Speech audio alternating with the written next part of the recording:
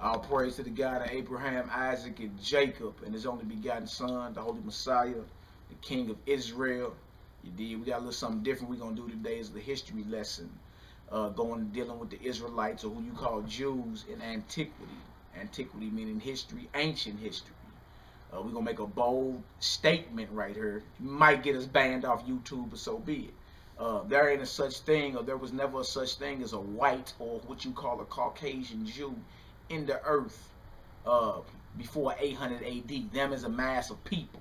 We all know the history with King Herod and how he was forced to convert. The Edomites was forced to convert to our ways back in 35 BC, or get up out of Mount Seir. That's found in the book of Josephus with John Hyrcanus in them.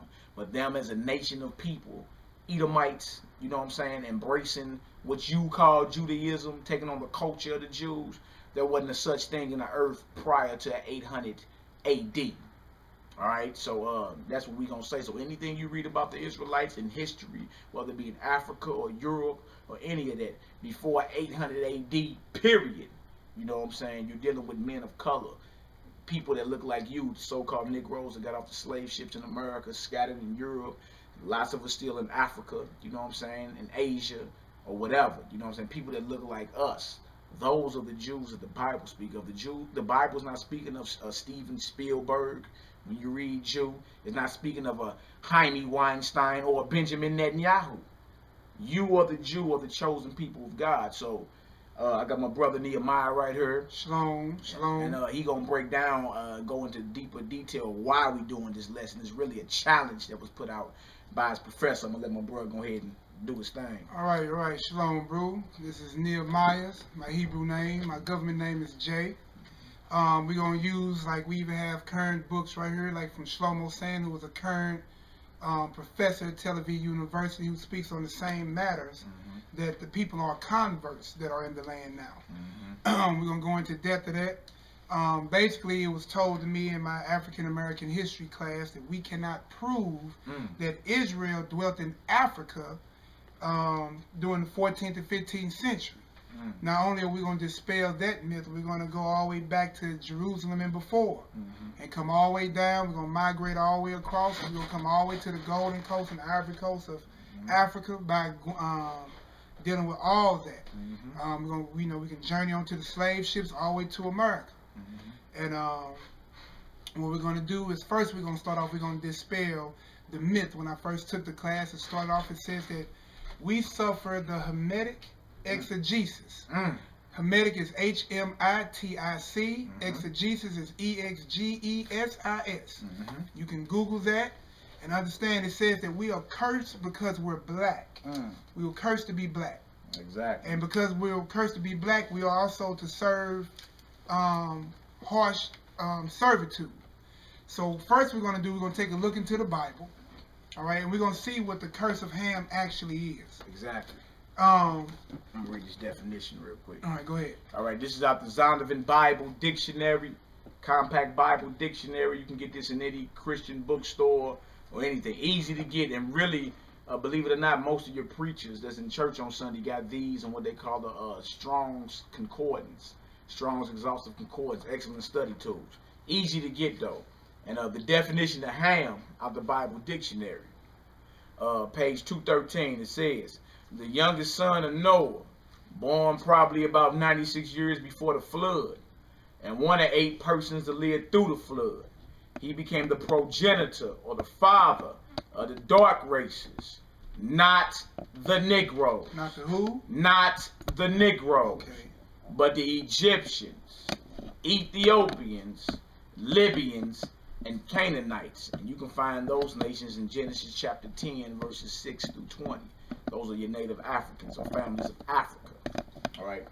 All right. So let's dispel this myth about Ham, so we can find out what the biblical curse was actually, what it actually was. Right. Exactly. And realize this, that I was looking for that map book that we had with the Ham and Shem, and I don't see it down there. Oh, it might be up there. I wonder. No, that ain't it. But understand this. This is what's being taught in modern day religion, is that us as black folk, we were cursed black because of what happened between Ham and him what he did concerning his father. You know what I'm saying? Found in the book of Genesis.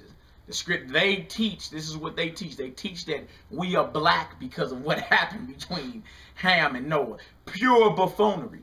It ain't a scripture in the Bible that even says this. You were cursed to be black. You hear me? But this is, again, these are doctrines of devils. This is basically something that was spawned to push white supremacy and have you thinking that you was cursed because you have melanin in your skin. Everything on the planet has melanin except one species running around this earth. Other than that, everything, even the plants have melanin. It's called chlorophyll.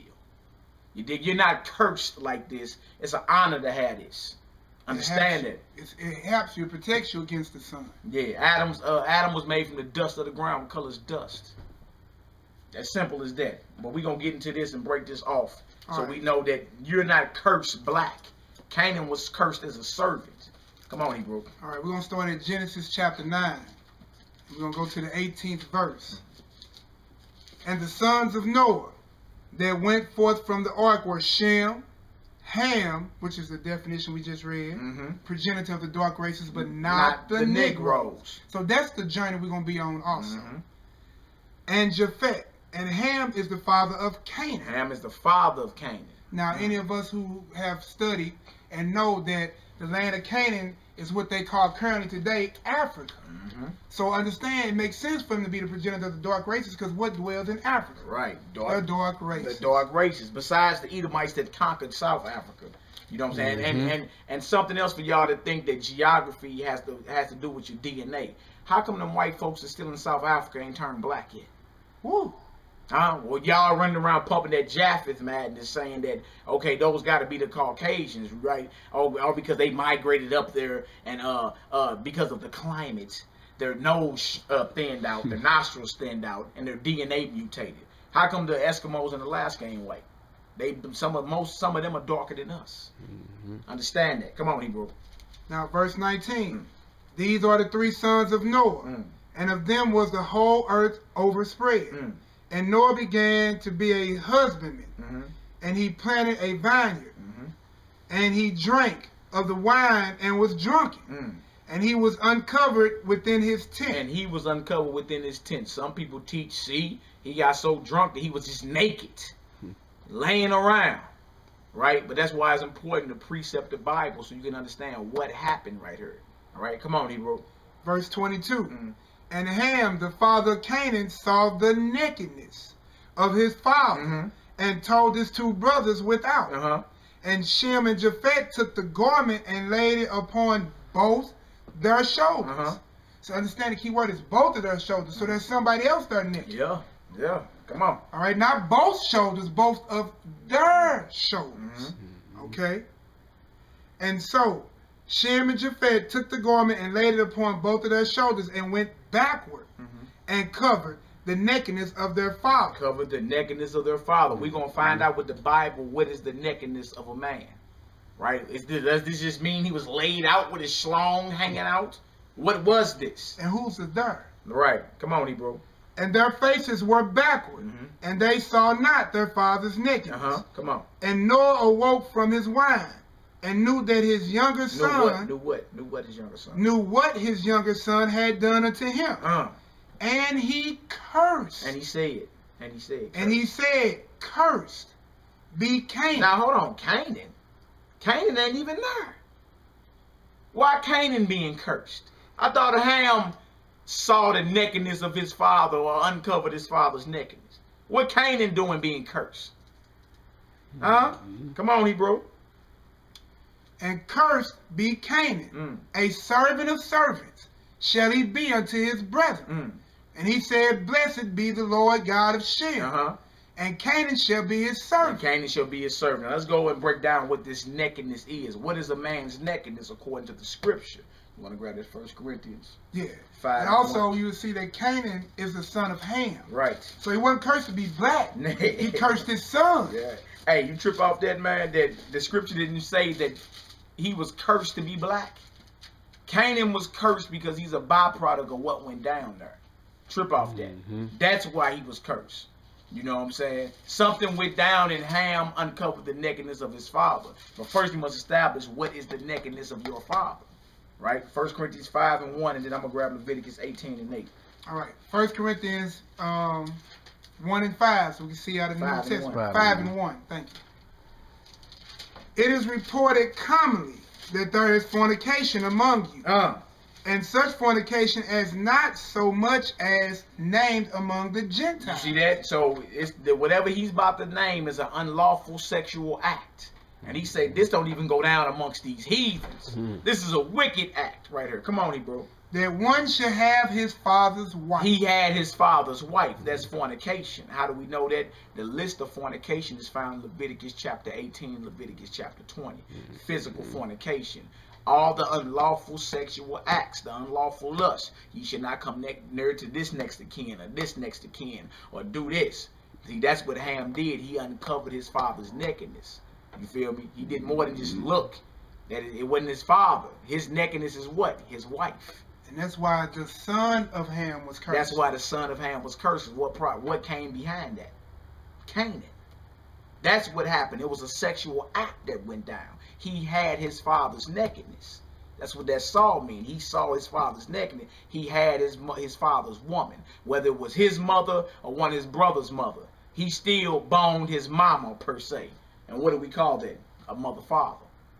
Right? Mother for unlawful carnal knowledge. MF, right? And there's the true definition. Yeah, it's a script. Matter of fact, you can find Deuteronomy 27 that says, "Cursed be the man that lieth with his father's wife." Cursed be the man. And that's why Canaan was cursed. That's why Canaan, because he's not Ham. Yeah, he's the seed that came out behind that. Leviticus 18, verse 6 to 8, gives a further understanding. Leviticus 18, verse 6. Notice he was not cursed black. See how people lie on the Bible, and a lot of our people believe that. Oh, well, you know, we black because we cursed because Ham was cursed. Ham wasn't even cursed. Canaan was cursed. And he wasn't cursed black. He was cursed to be a servant. Right? And how y'all gonna go to that curse, but we don't read none of the curses found in Deuteronomy 28 or Leviticus 26 that got to do with the children of Israel, because they went against their God. How come that don't apply to us, but that apply to us? We just read where it said not the Negroes. Ham is the progenitor of the dark races, not the Negroes. Why they separated? Why exactly? Why they separate? This is Leviticus 18, verse 6. None of you shall approach to any that is near of kin to him, to uncover their nakedness. I am the Lord. The nakedness of your father or the nakedness of your mother shall you not uncover. She is your mother. Thou shalt not uncover her nakedness. The nakedness of your father's wife shall you not uncover. It is your father's nakedness. So when you're reading about Ham seeing his father's nakedness in his tent, he got with his father's wife while his father was drunk. Then went and told his brothers and them. And then once Noah come about, they went and covered them up. Yeah. Put it back together and hope that they wouldn't know it was so. Exactly. And then after that is what happened. Noah awoke and realized that's what done happened to her. You feel me? And he pronounced that curse on that seed that came out behind that, which is Canaan. That ain't us. Not the Negroes.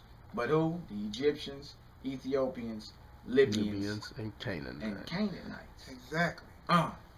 We said that Deuteronomy 27. What, 30 minutes or hour? 30 minutes, bro. And then also we're gonna show too real quick. I'm gonna just give you a quick sneak peek into this book. It's called The African's Gift to America, written by J.A. Rogers. We're gonna treat this like an academic work, y'all. We're gonna give you all cited sources. We're gonna give you authors' names and books. All right. This way you can second check our work and do further study yourself. All right. Here we go, right here. This is Deuteronomy 27, verse 20. Another proof to what happened between Ham and Noah and him seeing his father's nakedness, which is his father's wife. Deuteronomy 27 and 20. Cursed be he that lieth with his father's wife. What about that? Because he uncovereth his father's skirt, and all the people shall say, Amen.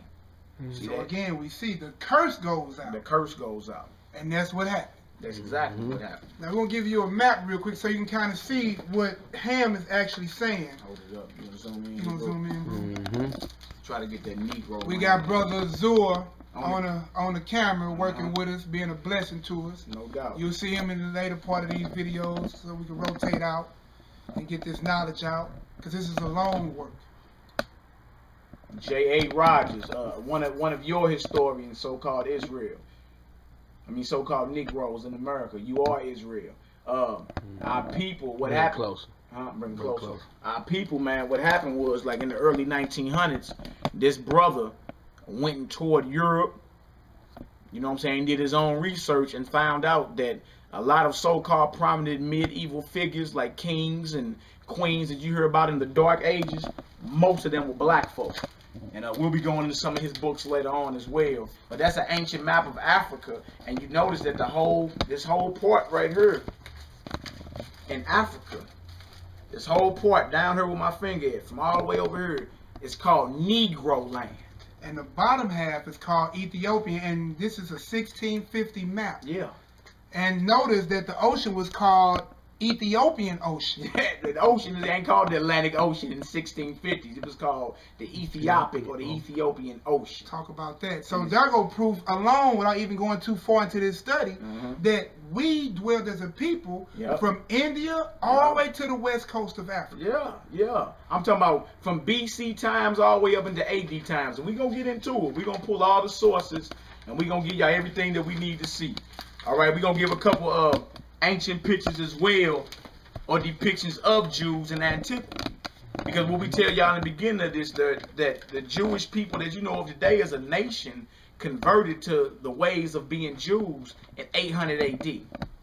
Every ancient picture or depiction of a Jew that you will see in history, antiquity, ancient history, believe it or not, so-called Negro of America look like you.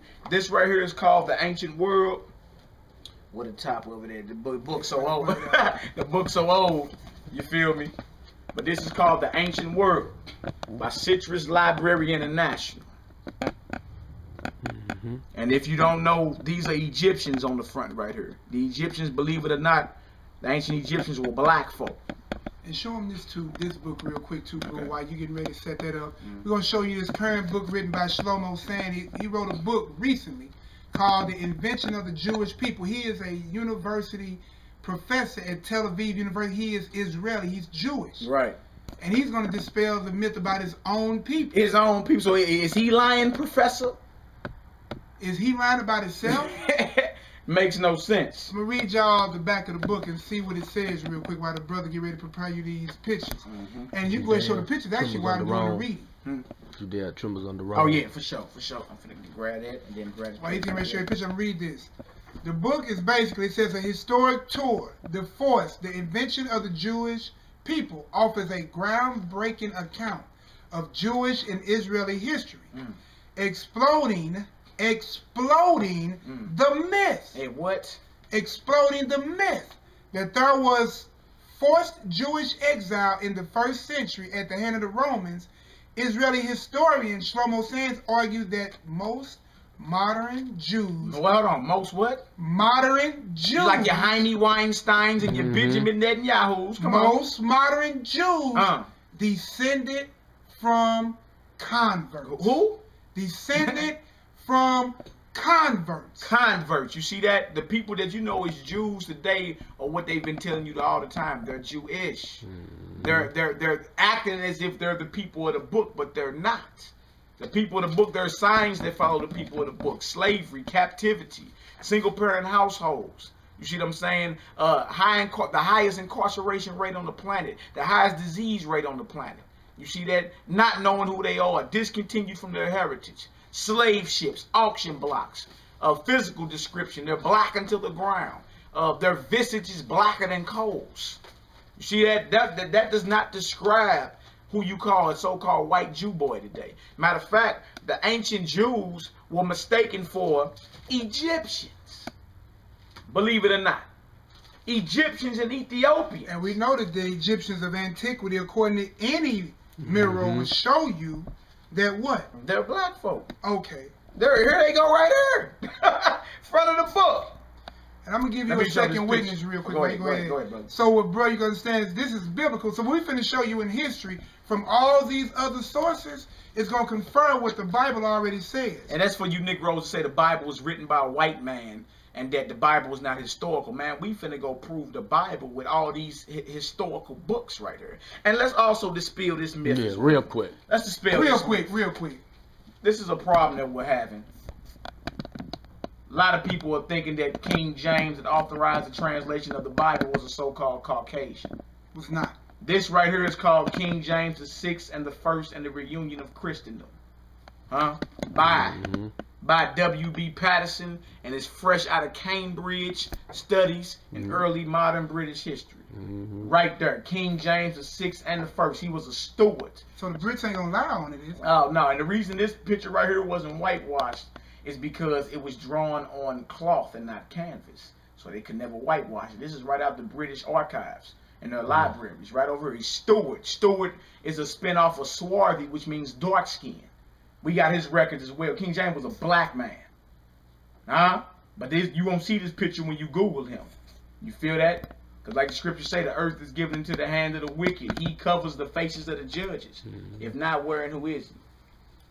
Give you a quick witness out of the biblical source, because I want to keep it academic, but just showing you that these things go together.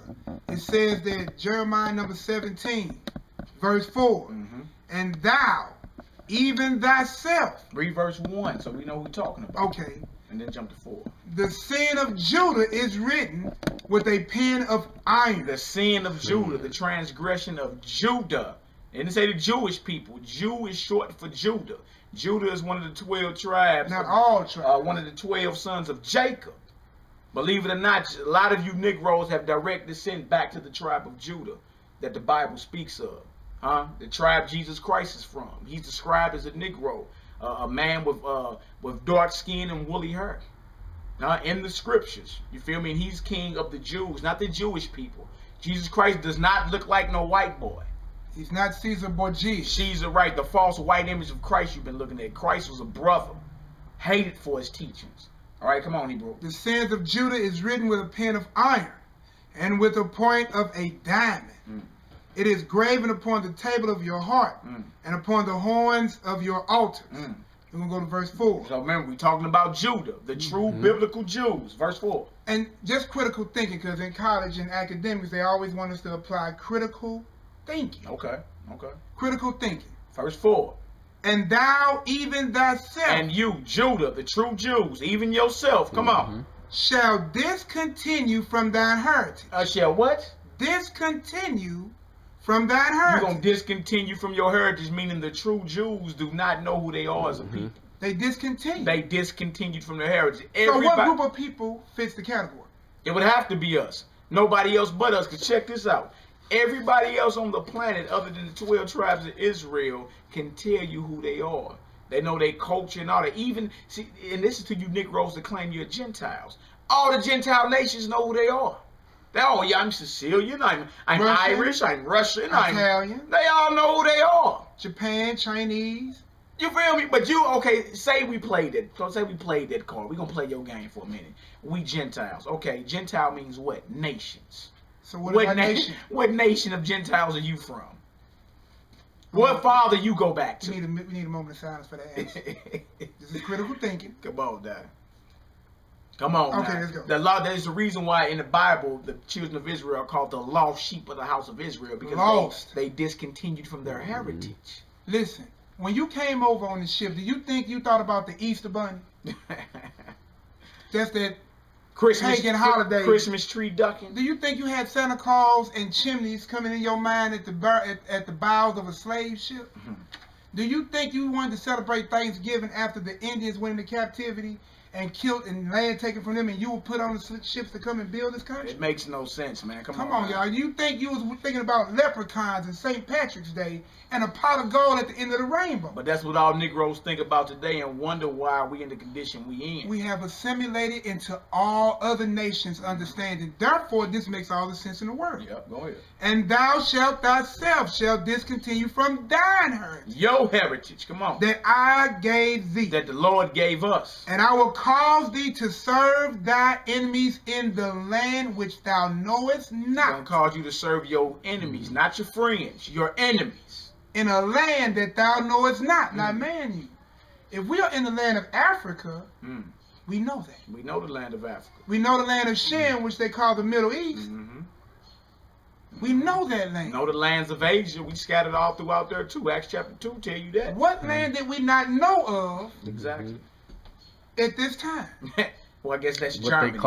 What they call the New World. Right. What they call the New World. Not for ye have kindled a fire in my anger, which shall burn forever. We kindled the fire. Understand, people. Critical thinking says what? Who have discontinued from their heritage, pointed back to a people. Who have lost their understanding. Who are in a land that they know is not. Exactly. It's common sense, man. Process of elimination. All right. You know what I'm saying? This is another book right here. Judea Trembles Under Rome by Rudolph Windsor.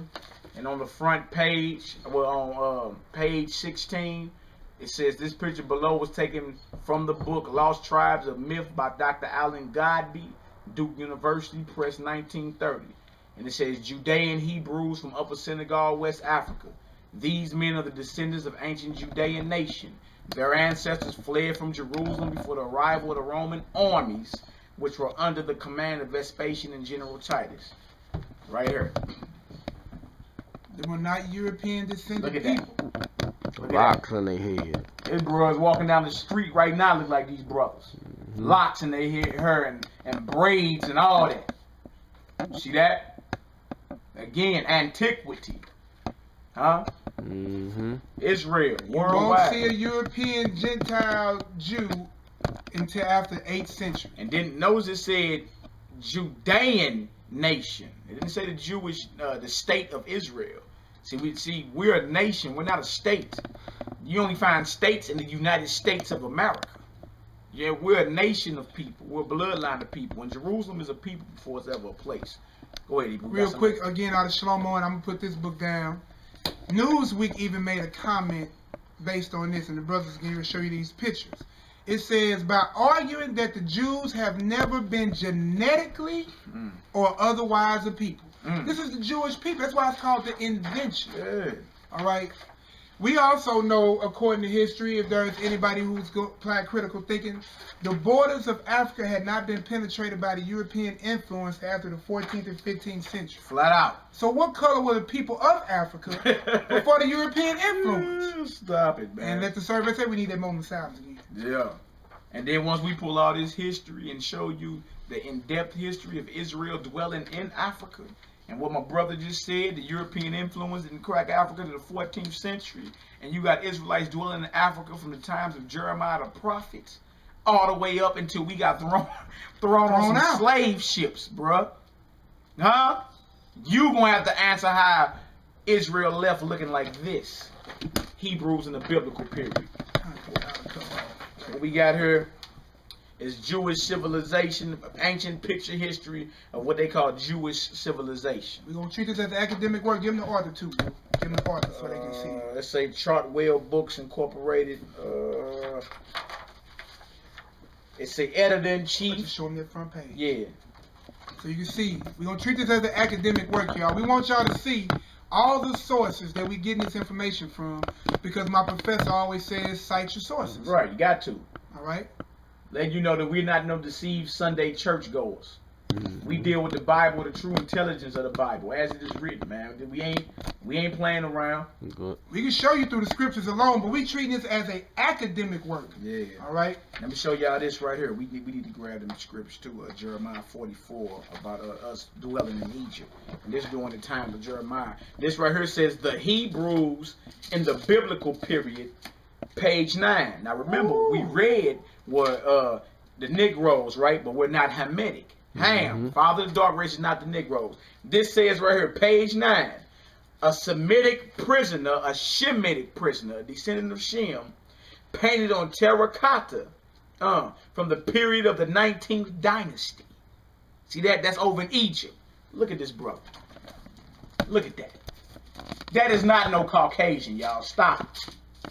And you get a good view of that Negro? Got a good view on him. And again, y'all, I want y'all to understand, this is not a racist understanding. Nah. We're just giving you biblical, historical understanding. Is that understand you had the Dark Ages, and then you had the Renaissance period, aka the rebirth. Understand what the word Renaissance itself means. The rebirth. They whitewashed a lot of your history. You see what I'm saying? They can tell you how far it is from here to the moon. They can tell you what the temperature of the moon is on the light and dark side. They can tell you exact rotation of the Earth, the moon, the planets. All right, they can put a probe into the ocean and measure its depths. They can put a satellite in space.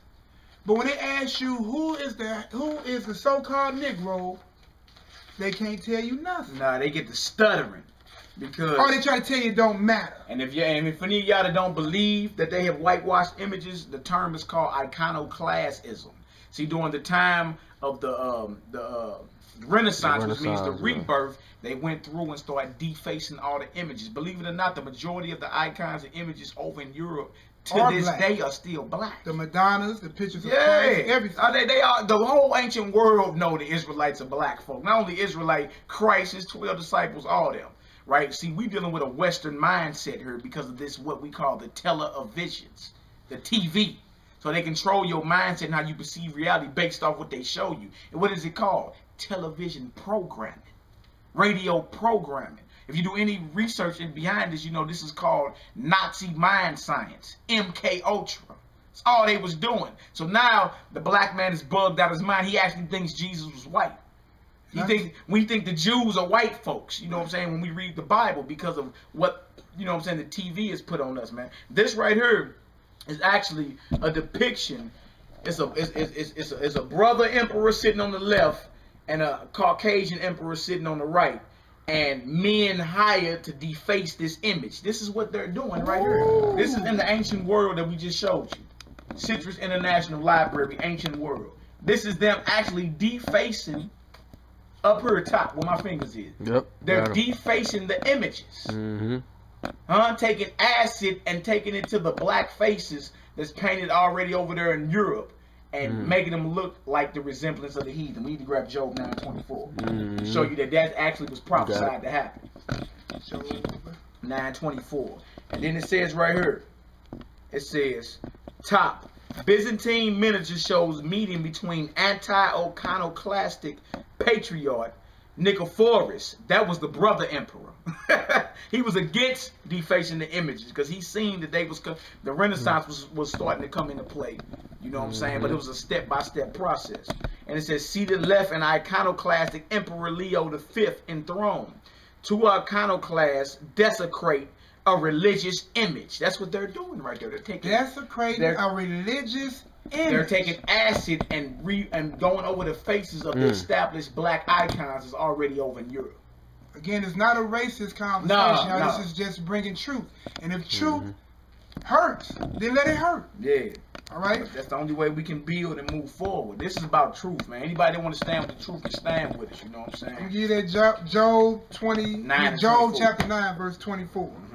The earth is given into the hand of the wicked. The earth is given into the hand of the wicked. Wicked men run this earth. Don't be deceived. Come on, bro. He covered the faces of the judges. He covers the faces of the judges. Who are the people you read about in the book of Judges? Israelites. Samson's hair was so nappy it grew into 7 locks. That don't happen to Caucasians. And who was the main judge? Jesus Christ. You know what I'm saying? Yahweh in the Hebrew. You see what I'm saying? How did they cover the faces of the judges? By them coming in as iconoclasts and defacing all the images. So now what do they pump? White images, angels, Christ, Israelites, and even God is white. Right? And you think it's true. Power and imagery. We'll give this Jeremiah 44:2, so we see also the biblical understanding of what this brother is showing you in Egypt, which he can show you these other pictorials. All right? It tells us in Jeremiah 44. See, we can make a direct link from this book to this book and these other sources.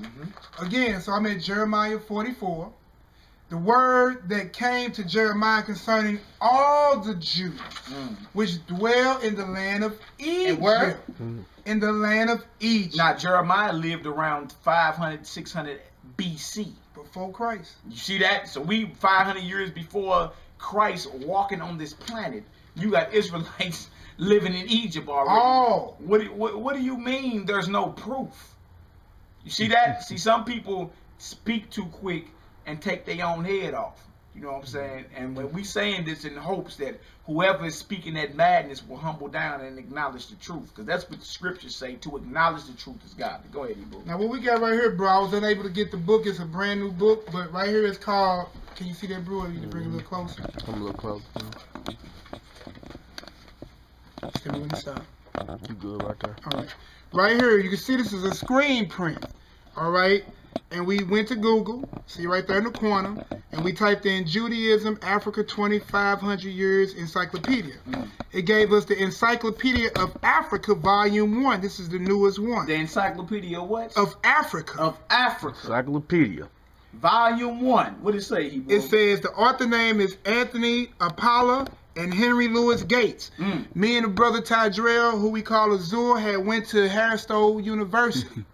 And we went and saw this book, but they had the 1976 edition. Now, they said we could order it, but we just did the screen print. This is off of page 435. All right, still you see we're in the same book, page 435. It says right here, and I read, let me step this way so I can read it. It says that the origins of Judaism in Ethiopia remains a mystery. Where is Ethiopia? Is it not in Africa? All right. But it is likely that the community's roots extended back for 2,500 years. That right there closed the class case. Yeah, that's it. But we gonna keep it We're going. gonna keep going. That key was the professor right then and there. You're saying there's no proof of no Israelites in Africa, period. Or the study of Judaism. Yeah. Is what she asked. Yeah. And Also, realize the European influence did not crack Africa to 1400 AD. That says the 2,500. So now we back to what? 500 BC. Do the math. We're back to Jeremiah. Jeremiah's time. You see that? See, the Bible even vouch for that, but we gonna pull records and prove it. Now we're gonna also give you another book.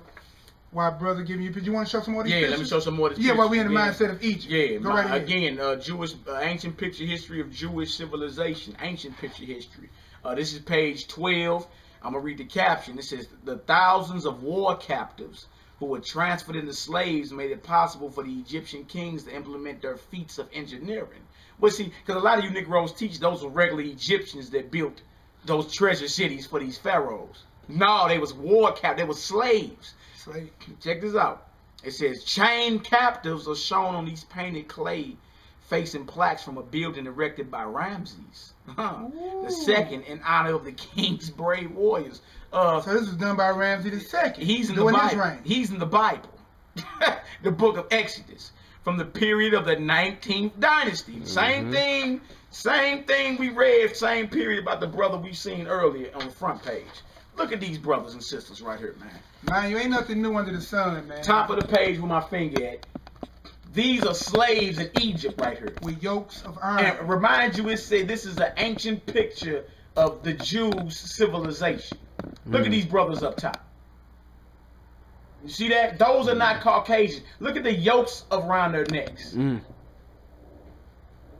Didn't that happen to another group of people just like that? And then slavery, huh? But you see, the Lord requires that which is past. Also, if you look down here, these are grape gatherers. Read that caption too, bro. This says, the upper row of the painting from the tomb Na'at Thebes shows workmen gathering and pressing grapes. The wine was stored in tapper jugs with bore inscriptions indicating the year, kind of wine, vineyard, proprietor of the vineyard, and the vine dresser. The bottom row shows a hunter with a snare. Now these people, look, some of these brothers got froze. These people are in draws. These are not regular Egyptians. Down here where my right finger is down here. Tap it, look so they can see it. That right finger at. You see that? These on the walls over in Egypt. Don't let nobody tell you there wasn't no slaves and no servants that was serving the Egyptians. There wasn't regular Egyptians that was working on their stuff, man. Every major kingdom has been built off slave labor. Believe it or not. Someone's the head and someone's the slave. Right here we have a book called The American Presence, African Presence in Early Europe. Look at that man right there. That noble man was a man of color. All right. This is edited by Elvin Van Sertima. Thank you. Ivan Van Sertima. See how a brother help a brother out from behind the cameras. Appreciate it, bro. We're going to go to page 277. And we're going to go back to this Noah and this, we're going to go back to, let's hit page 275 first. So we can understand what race is. Because see, back then, we didn't have all these race categories that we had. All right? So we're going to see how they labeled us in this time. Shalom to our brother Rock that just came. Shalom. We're doing the historical work, man, on this timeline, long overdue. It says, in summary, this is page 275, last paragraph. In summary, am I right? One before the last paragraph. Yeah, let me go back up. I need to go up 2 paragraphs. Right there. It says, Tsarist officials were completely indifferent to the fate of non-Russian peoples inhabiting Russia. Hold on, non-Russian people that inhabited Russia. inhabiting Russia, huh? Go ahead. Again, Russian statistical data on that time referred to Africans as Arabs or Jews. So it, there was only 2 ratings. Either you was an Arab or you was a Jew. To be an African. Coming out of Africa. and then look, what we gonna do is show you a picture. All right, y'all gotta apply critical thinking again. Go ahead.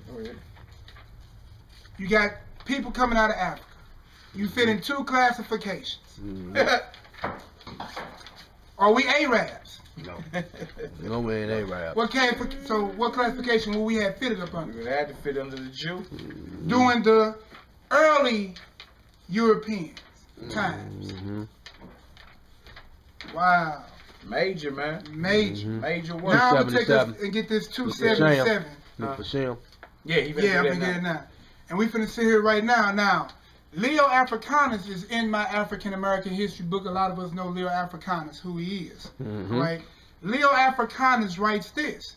Leo's praise of his countrymen is proof that Africans are not typical of beastly ivanage, recorded by European Renaissance voyagers. Leo quotes from the biblical chapter of Genesis that the Negroes and 20 Moors, cited by Europeans as different by nature due to complexion,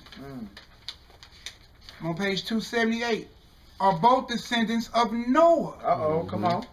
All which opinions and reports are that be understood only of the original of the 20 people, that it says, of the Nubians and barbarians, for all Negroes or black Moors take their descent from Shush, or the sons of Shem. The sons of who? Shem. Sham or Shem. All right, now this is Europe, so they, they vocalists is a little different. It says, from the sons of Shem, who was the son of Noah. Noah had 3. Matter of fact, that's page 278 in that book. I'm gonna bring it up a little closer so you can see it. Just don't think you're making some of this stuff up. Am I too close? That's cool. Right there? Right there, yeah. Okay. And again, I got one more this comes from the African presence in early Europe. Look at that, man. You were a people, a powerful people. You was either Jew or Arab. Yep. And that's in Europe right there. Now, are you Arab? I ask you again. Now, apply critical thinking. Now, realize we bang in Africa right now. But you see, we had to go and show you some things out of Europe as well, like the King James picture we pulled. That's a brother that was ruling Europe. Now, realize the brother just pulled that out of there. African presence in early Europe. We both got the same book right here, right? Okay. And it said any Negroes, so-called Africans in Russia, who weren't native Russians, were either considered Jews or Arabs. Okay. This right here is the same book, all right? It's on page 261, The Black and Pre-Revolutionary Russia. Same book. Same book, y'all. All right? I'm going to go over to page 264, right? Now, check out this bro right here. His name is Abraham Petrovich Hannibal. Look at this brother here, man. Remember, 1790 is this picture. remember this. Any Negroes or so-called Africans, and living in Russia were either considered Jew or Arab. Look at this brother. The time frame of this brother's life was 1697 through 1781. So look, that puts us right there in the time frame of the slave trade. Right, slave trade. You see that? Right So, there, so we know if you came out of Africa, the way Russia looked at you and Europe looked at you, you were either Arab or Jew. And Arabs put us into some of this captivity that we in. That's common knowledge in African American history classes too. Yep, believe it or not. So the Arabs didn't put Arabs into captivity. They put Jews. No, it don't work like critical that. thinking. I left it blank. Critical thinking. Critical thinking. It don't even work like that, player. All right, now we're gonna get into this Babylon Timbuktu shortly, right? Go ahead, put that sucker on up there. So we just have we got a paper presentation that's a pamphlet we put together for anybody who wants this information. A lot of brothers won't try to go into mass print of this, but we also got other works going on. But we just want to give you a detailed history of what's going on. Put it like the top of it, like right now, the top of it, like right under there. We can kind of hang it and just look. Oh, I got you. See what I'm saying? Bang, bang. All right. And that's all right there. And one more thing, this right here is called Imperial Rome. Give my author, bro. By Moses Hadass, a Edomite. Imperial Rome. All right. On page 140, I'm going to read the caption for you. Further proof that Negroes was running Rome after the Caesars fell. And Europe went into what's called the Dark Ages, or the Byzantine period, which means backward. You feel me? Dark people was ruling. It don't mean there wasn't no knowledge going out. Dark folks was running Europe. After the end of their fall, that's when the Renaissance came and you got the rebirth in that first white image of Christ. All right, check this out. It says, sharing the rule, the Tetrarchs whom Diocletian, second from the right, established to help administer the empire. What empire? The Roman Empire, in 293 AD, are shown embracing in this stone sculpture, now standing in Piazza di San Marco in Venice. This is still standing in Venice to this day. You can't even twist your lips and tell me these are white folks. These are the brothers that took over what you know as Europe, East Europe and Western Europe at the fall of Rome in 293 AD. Stop it. And now, look like their nose is shot off on these pictures as well. Somebody take the nose off. They took the noses off, just like the Sphinx. Knock off the noses. Again, Israel, you done graced every nation on this planet, man. You're the greatest people that ever walked this earth. Original people. Understand that, you dig? But we're not Hamitic or Kemetic. Not the Negro. Right, remember that. Not the Negro. All right, so we're going to get into this. What is this? Babylon, Timbuktu. We did the African presence in early Europe. We showed that. Babylon and Timbuktu is next. Okay, let me do something, too. Because, you know, the thing about it is you have people when, you know, claiming historical titles now. But they have no type of authority giving them that. Which, how do you have authority to disauthoritize another historian? You don't. You don't. Not, you don't, not if your work is not credible. The only way to undo somebody else's work is to, one, prove it's in error, and then produce something that's unfollowable. Exactly. All right? Let me show this one more picture, too. Go ahead, bro. Again, ancient picture history of the Jews civilization, page 36. The description says, Assyrian relief, showing the Hebrews abandoning Lachish, which had been captured by Sennacherib during his war against Hezekiah. And this is in the British Museum in London. Look at this right here, bro. No Europeans in that picture. Look at the locks and the nappy birds and all this. Look at that. This is history. This went down in the 8th century BC. Get a good one on that, Hebrew, if you can. Come closer with it, a little bit closer. Right on. Right. Yeah, there we go. See that? Yeah, that's in high def too. Yeah. We're gonna try to record this in high def for y'all. You know what I'm saying? Exactly. Just like that picture we showed in the ancient world earlier, man. Again, these are ancient pictures. Again, we the Jews of antiquity. Ancient. And these history, are man. multiple sources, y'all. We're not going to one source. Right. You know, we come to various sources, various books, biblical aspects. We're trying to get you to see the picture. Exactly. You all right? This is, you know, so this is Babylon and Timbuktu. A lot of bros already know about it. It's a work that's done by Rudolph Mm-hmm. or Windsor. Yep. All right.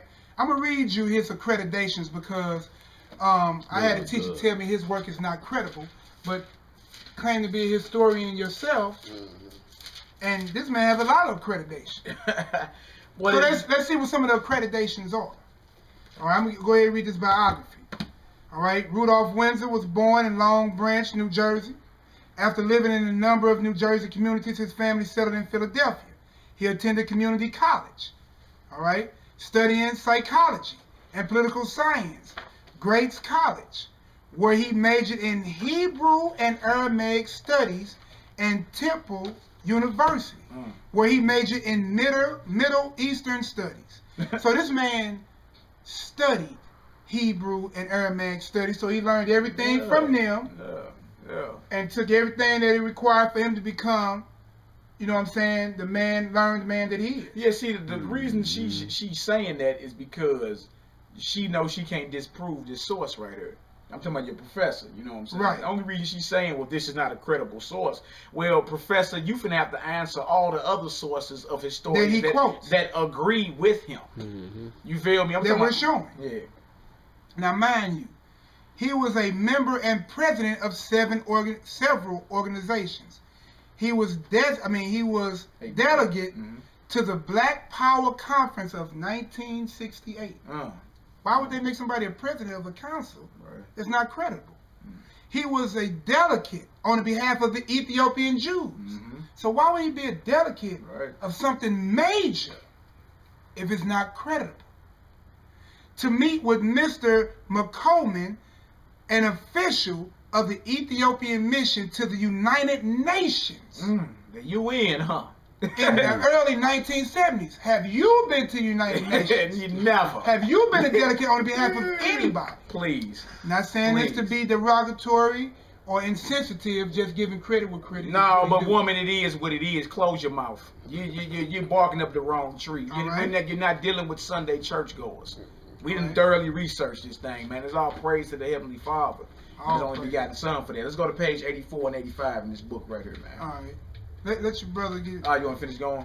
Yeah, because the name, though, the individuals. Yeah, I want to get that preface real quick so we can get the name of the individuals and how he received this authority to put this work out. All right? It says, where we at? Oh, right here. It behooves me to express my debt to the faculty of Grace College, who taught me much and helped me make this book what? Possible. Who taught me much to help make this book possible.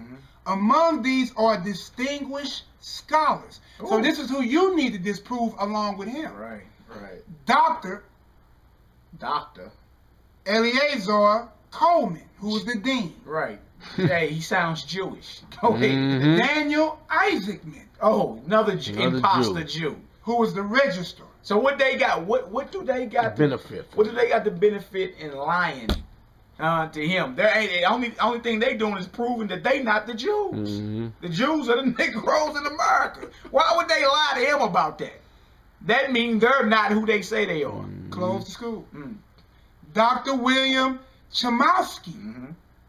Dr. Samuel Pelick. So how many doctors is there so far? 1, 2, 3, 4. We got some more doctors. Dr. Samuel Curlin.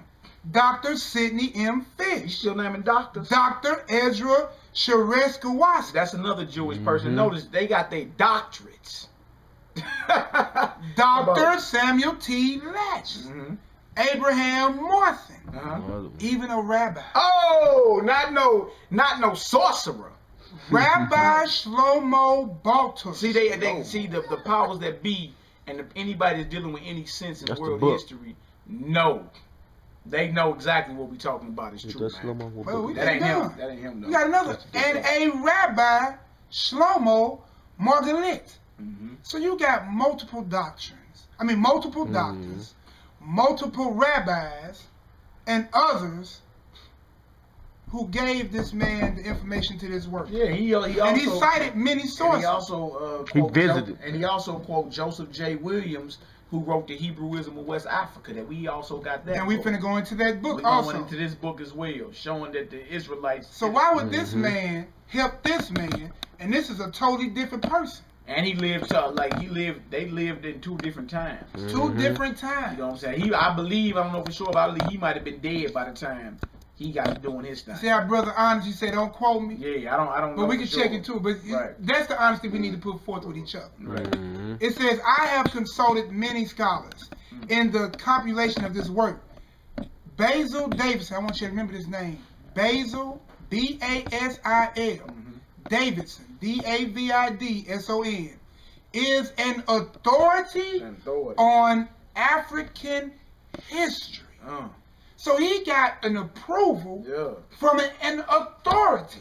So how can an unauthorized historian disprove? That's what I'm saying. She just talking. Also from that book, Shlomo saying, is a historian and Jewish Israeli in Tel Aviv University today, saying the same thing that this man was screaming years before. So come on, man, you run around just talking out the side of your neck. Now we're going into the work, because I had to, because my professor hit me with this is not credible. Hey, how she gonna say that but didn't even go disprove the source? Didn't disprove it. Okay. You just jumping the gun, woman, you've been had. The gig is up. Page 84. We're going to page 84. Yeah, page 84, man. All right. We're going to start. Let me read it, bro. Go ahead, bro. I got you. This page 84, and we're going to go into some history going from before Christ all the way to after Christ, showing you Israel dwelling in the realms of Africa and how we got into there. Because realize, Israel is a neighbor of Egypt. You can walk from Israel to Egypt even today. You don't need no ship for that. All right, check this out. This is page 84. It says in the year 65 BC, when? Before Christ. 65 BC, the Roman armies under General Pompey captured Jerusalem. In 70 AD, General Vespasian and his son Titus put an end to the Jews' state with great slaughter. Did we just read that? Yeah. During the period of the military governors of Palestine, another name for Israel, many outrages and atrocities were committed against the residue of the people. During the period from Pompey to Julius, it has been estimated that over 1 million Jews fled into Africa. How many is 1 million? That's 1 million families. We don't travel alone, partner. I think St. Louis is crowded. You see that? You got 1 million families of Israelites fleeing into Africa, fleeing from Roman persecution and slavery.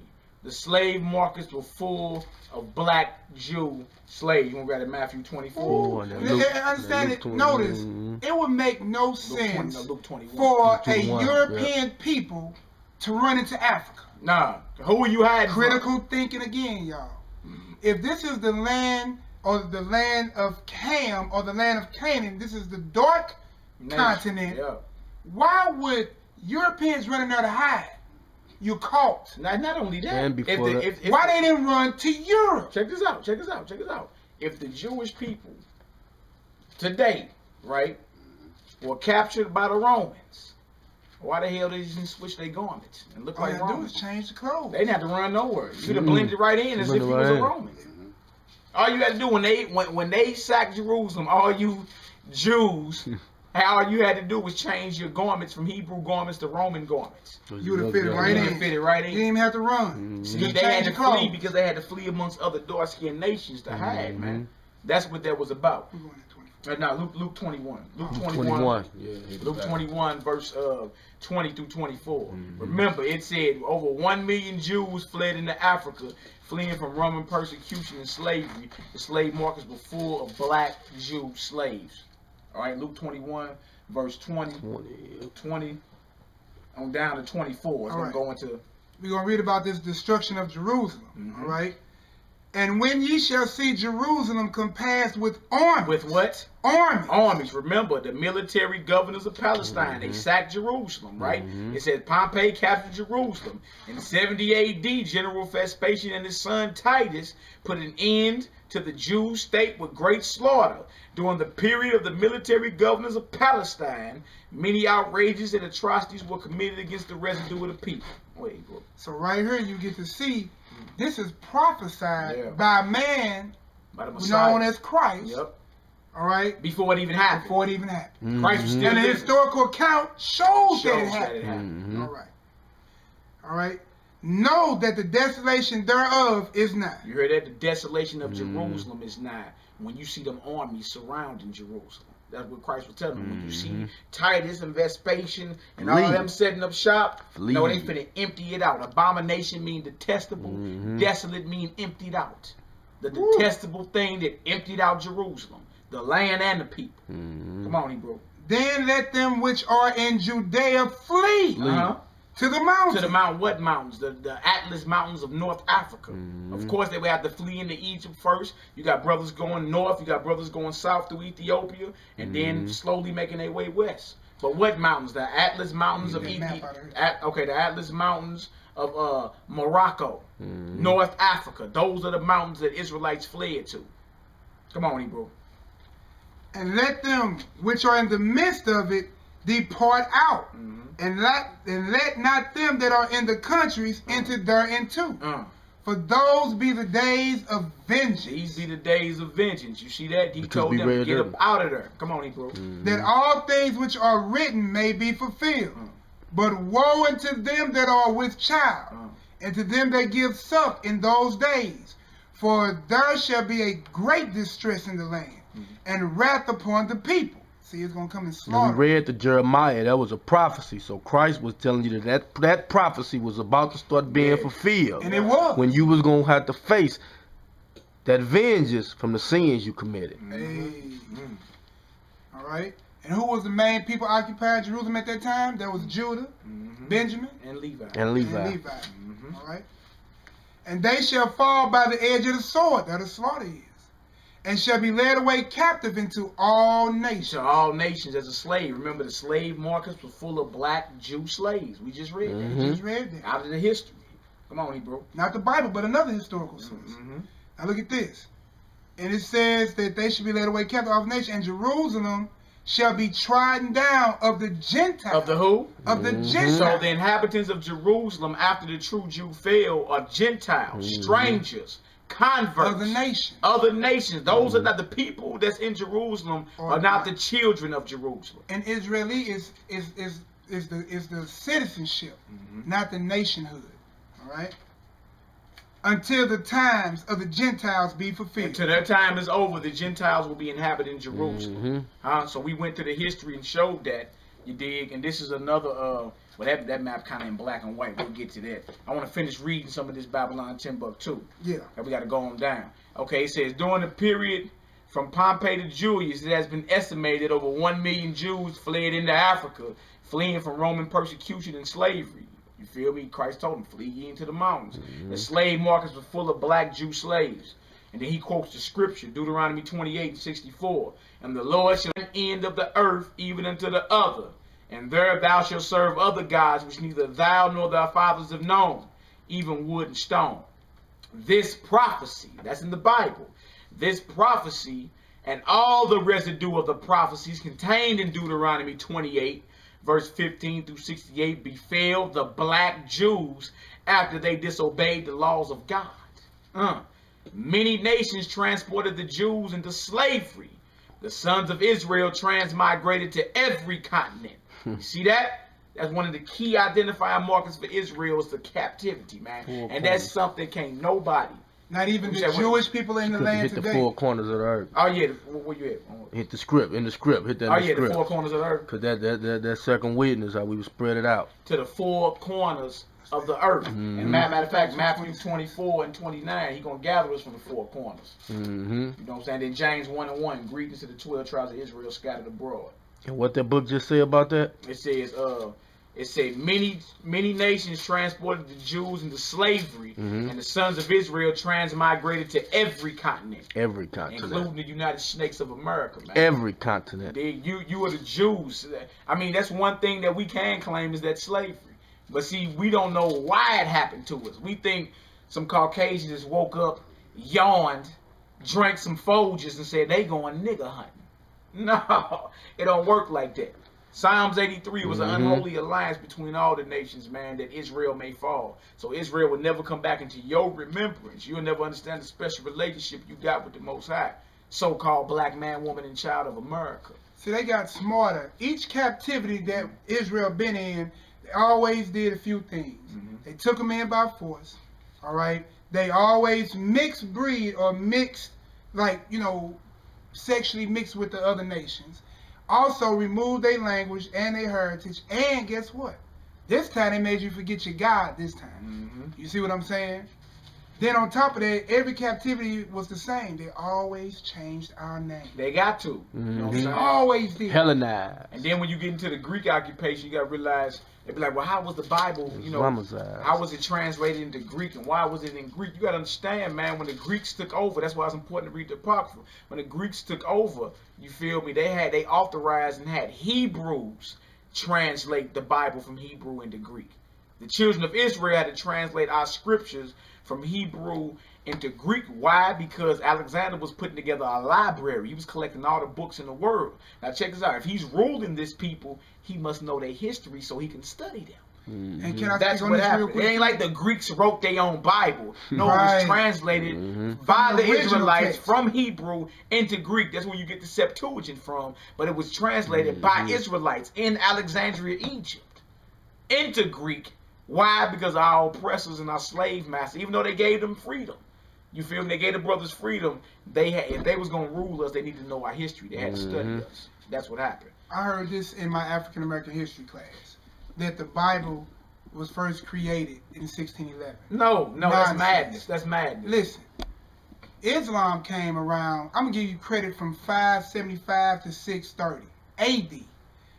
Understand, before that, how did they know about Moses? How did they know about Abraham? How did they know about any of the prophets of old that they say they give respect to? Where do they get they don't eat pork from? Exactly, because in order for them to translate anything, the work had to already be established. The Torah and the Tanakh. Where did Muhammad get the story of Mary and Jesus in Man, the Quran? it's all because the scriptures was already established, man. That would be considered plagiarized work. Wouldn't the Quran be considered plagiarized work? That's what it is. That's why you have to always go to the scriptures. When they deal with the Quran, they always come to the Bible to try to prove a point. Hey, we got the Quran, man. It tell you right into the children of Israel are God's people. That's Cal Right in 122, 124. 122 and then Cal 40. I got it right back here. You feel me? But that's just to prove to you Arabs and the So this NOI. predates.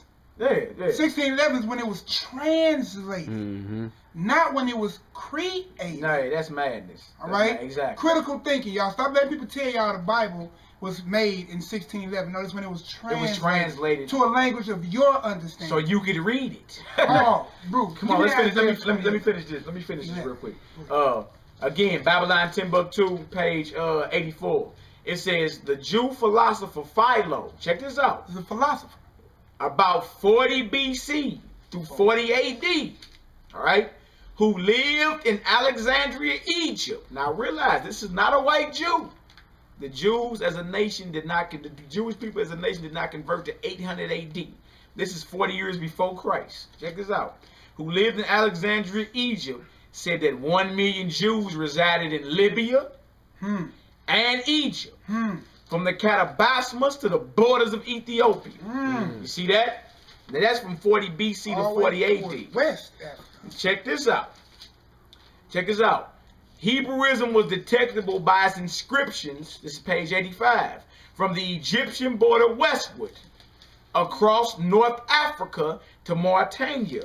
Get to grab that map out for us again, brother. Now, ancient Mauritania included, hold on. Across, it says Egyptian border westward across North Africa to Mauritania. A.H. or Alan Godby says, Jerome lived from 340 AD to 420 AD. So now we after the death of Christ. And we still before the conversion. We before the conversion and the creation of Islam. Check this out. It says Jerome, 340 to 420 AD, one of the 4 doctors of the church, wrote that the Jews were spread from the western extremity of Mauritania to India. Now, ancient Mauritania included part of the territory of the Atlantic Ocean, Morocco, and part of modern Algeria. It is certain that the Jews had migrated all across North Africa by the 2nd century AD. Some scholars fix the date earlier than this. Now, what y'all just heard is that you got Morocco and all those lands in the west. Ethiopia is right here. India is over here. Yep. So you got all this that was occupied by Jews. From the Atlantic Ocean all the way to India. AKA Israelites. And they called that land Negro land. Can you focus in on that? Negro land. Why was, and understand, from the very beginning of this presentation, we learned that Ham is the progenitor of the dark races. But not the Negro. But not the Negro. Ethiopian land was down here. Yeah. Ethiopic Ocean was all this. Yeah. You heard the brother over there say, wow. Shots fired. That's what this You was is. in Negro land during the time. Man, we way 100 years, we about 300-400 years past 70 AD. Yeah. So when Before they picked us up Islam, off the shores, they knew they who called we us was at. Negroes. They didn't call us Ethiopians. Yeah. Because they knew who we were. They knew we was a separate people. Neo-Afrikaners just stated that. Yeah. That they come from the sons of Shem. We read that in the African presence in Europe. African presence in early Europe. So we got from so far, we got from 40 BC all the way up to 420 Man, show AD. these brothers, man. Millions of Jews that were dwelling in Africa. Millions, right? We 200 years before the founding of Islam, and about 400 years before there was even a so-called white Jew on the Now planet. that's 1,000 years. They didn't break the borders of Europe. Didn't I'm break talking about the borders. conversion. I'm talking about Oh, the conversion. Yeah. Oh, let me add this 1,000 years I'm talking about. 420 AD, European influence even break the borders into another 1,000 years. 1400 AD. Another millennia. Yeah. Until you so-called white folks was even being considered as Jews. You didn't mess with that dark continent at that time, brother. There was too much going on for you to be there. Now check this out. Check this out. It says, I'm going to read that again. It says, it is certain that the Jews that migrated all across North Africa by the 2nd century. Some scholars fix the date earlier than this. We need to grab Isaiah 11. Well, I got some of the scriptures we got to run. Okay, check this out. It says, right here, it says, the Greek historian and geographer Strabo, 63 BC to 24 AD. So he lived during the time of Christ. Right? Said concerning the Jews of Cyrene, which is Libya. Now, these Jews already have gotten into all cities, and it is hard to find a place in the habitable earth that has not admitted this tribe of men and is not possessed by it. This is a Greek, admitted this tribe of men? This is a Greek historian that lived from 63 BC to 24 AD. He say right here, now these Jews already have gotten into all cities, and it is hard to find a place in the habitable earth that has not admitted this tribe of men and is not possessed by it. And it has come to pass that Egypt and Cyrene, as having the same governors, and a great many other nations imitate their way of living, maintain great bodies of these Jews in a peculiar manner, which means privileged status, and grow up to greater prosperity with them, and make use of the same laws with that nation also. After the fall of the Carthaginian metropolis in North Africa, Roman power became dominant in Barbary states. So we got brothers and sisters from 63 BC all the way up to 420 AD so far. We ain't done. Of Israelite influence and culture and way of living in Africa from the Atlantic Ocean all the way to India. They called it the inhabitable earth. Habitable earth. Mind you, we haven't discovered this country yet. Yeah. This is all predating Columbus. Exactly. Come on, y'all. Exactly. The inhabitable earth was known as the dark continent. All right. Now Now, we're going to give you this witness because we gave a couple of biblical references. So we wanted to show you where all this ties together. All right. So we got this Deuteronomy 32. All right. And it's going to tell us at verse 26. And this, again, apply critical thinking. I said, I will scatter them into corners. Ooh. I will make the remembrance of them cease.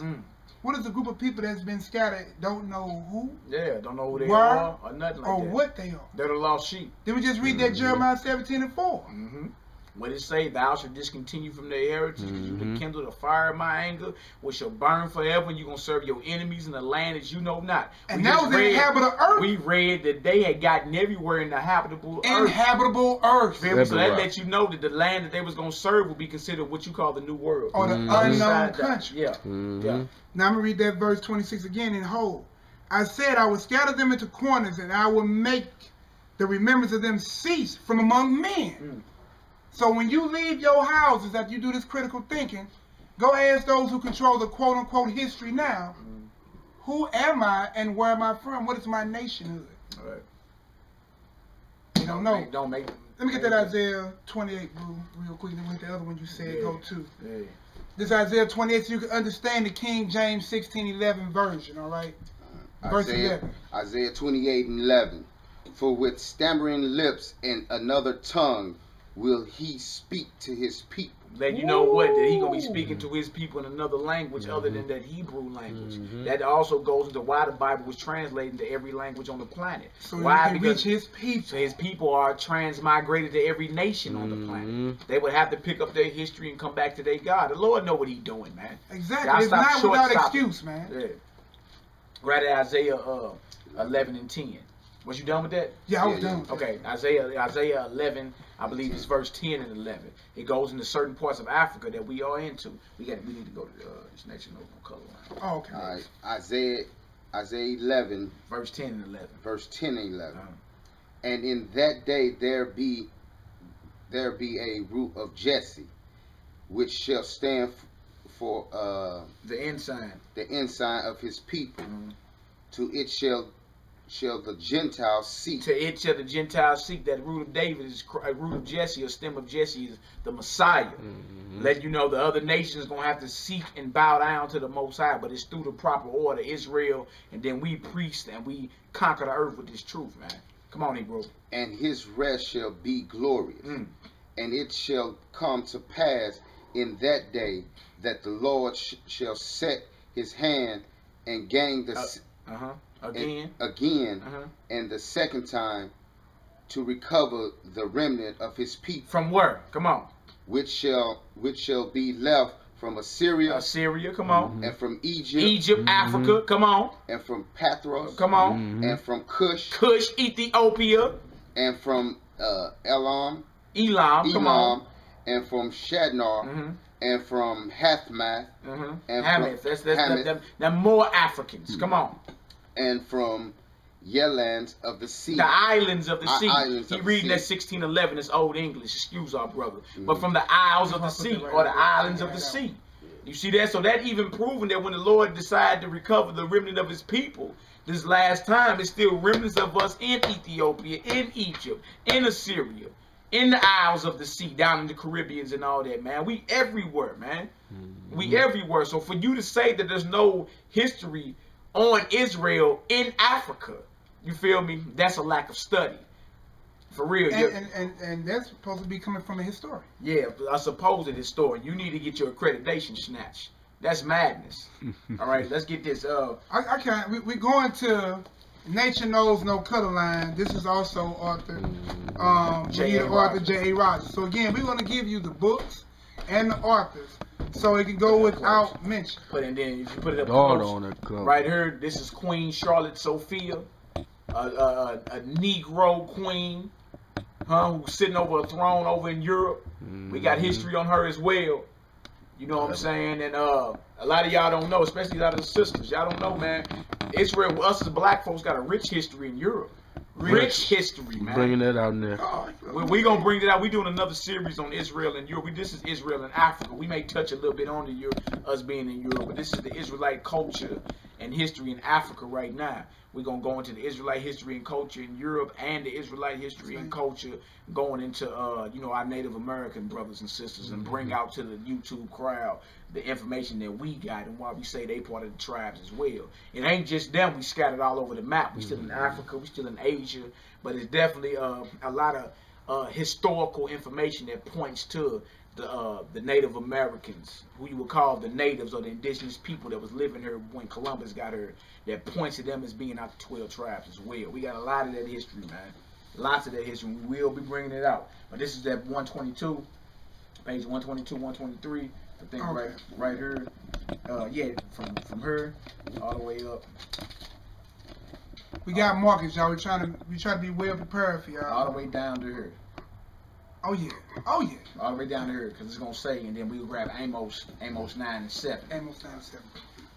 And this All right. again, Nature Knows No Color Line by J.A. Rogers.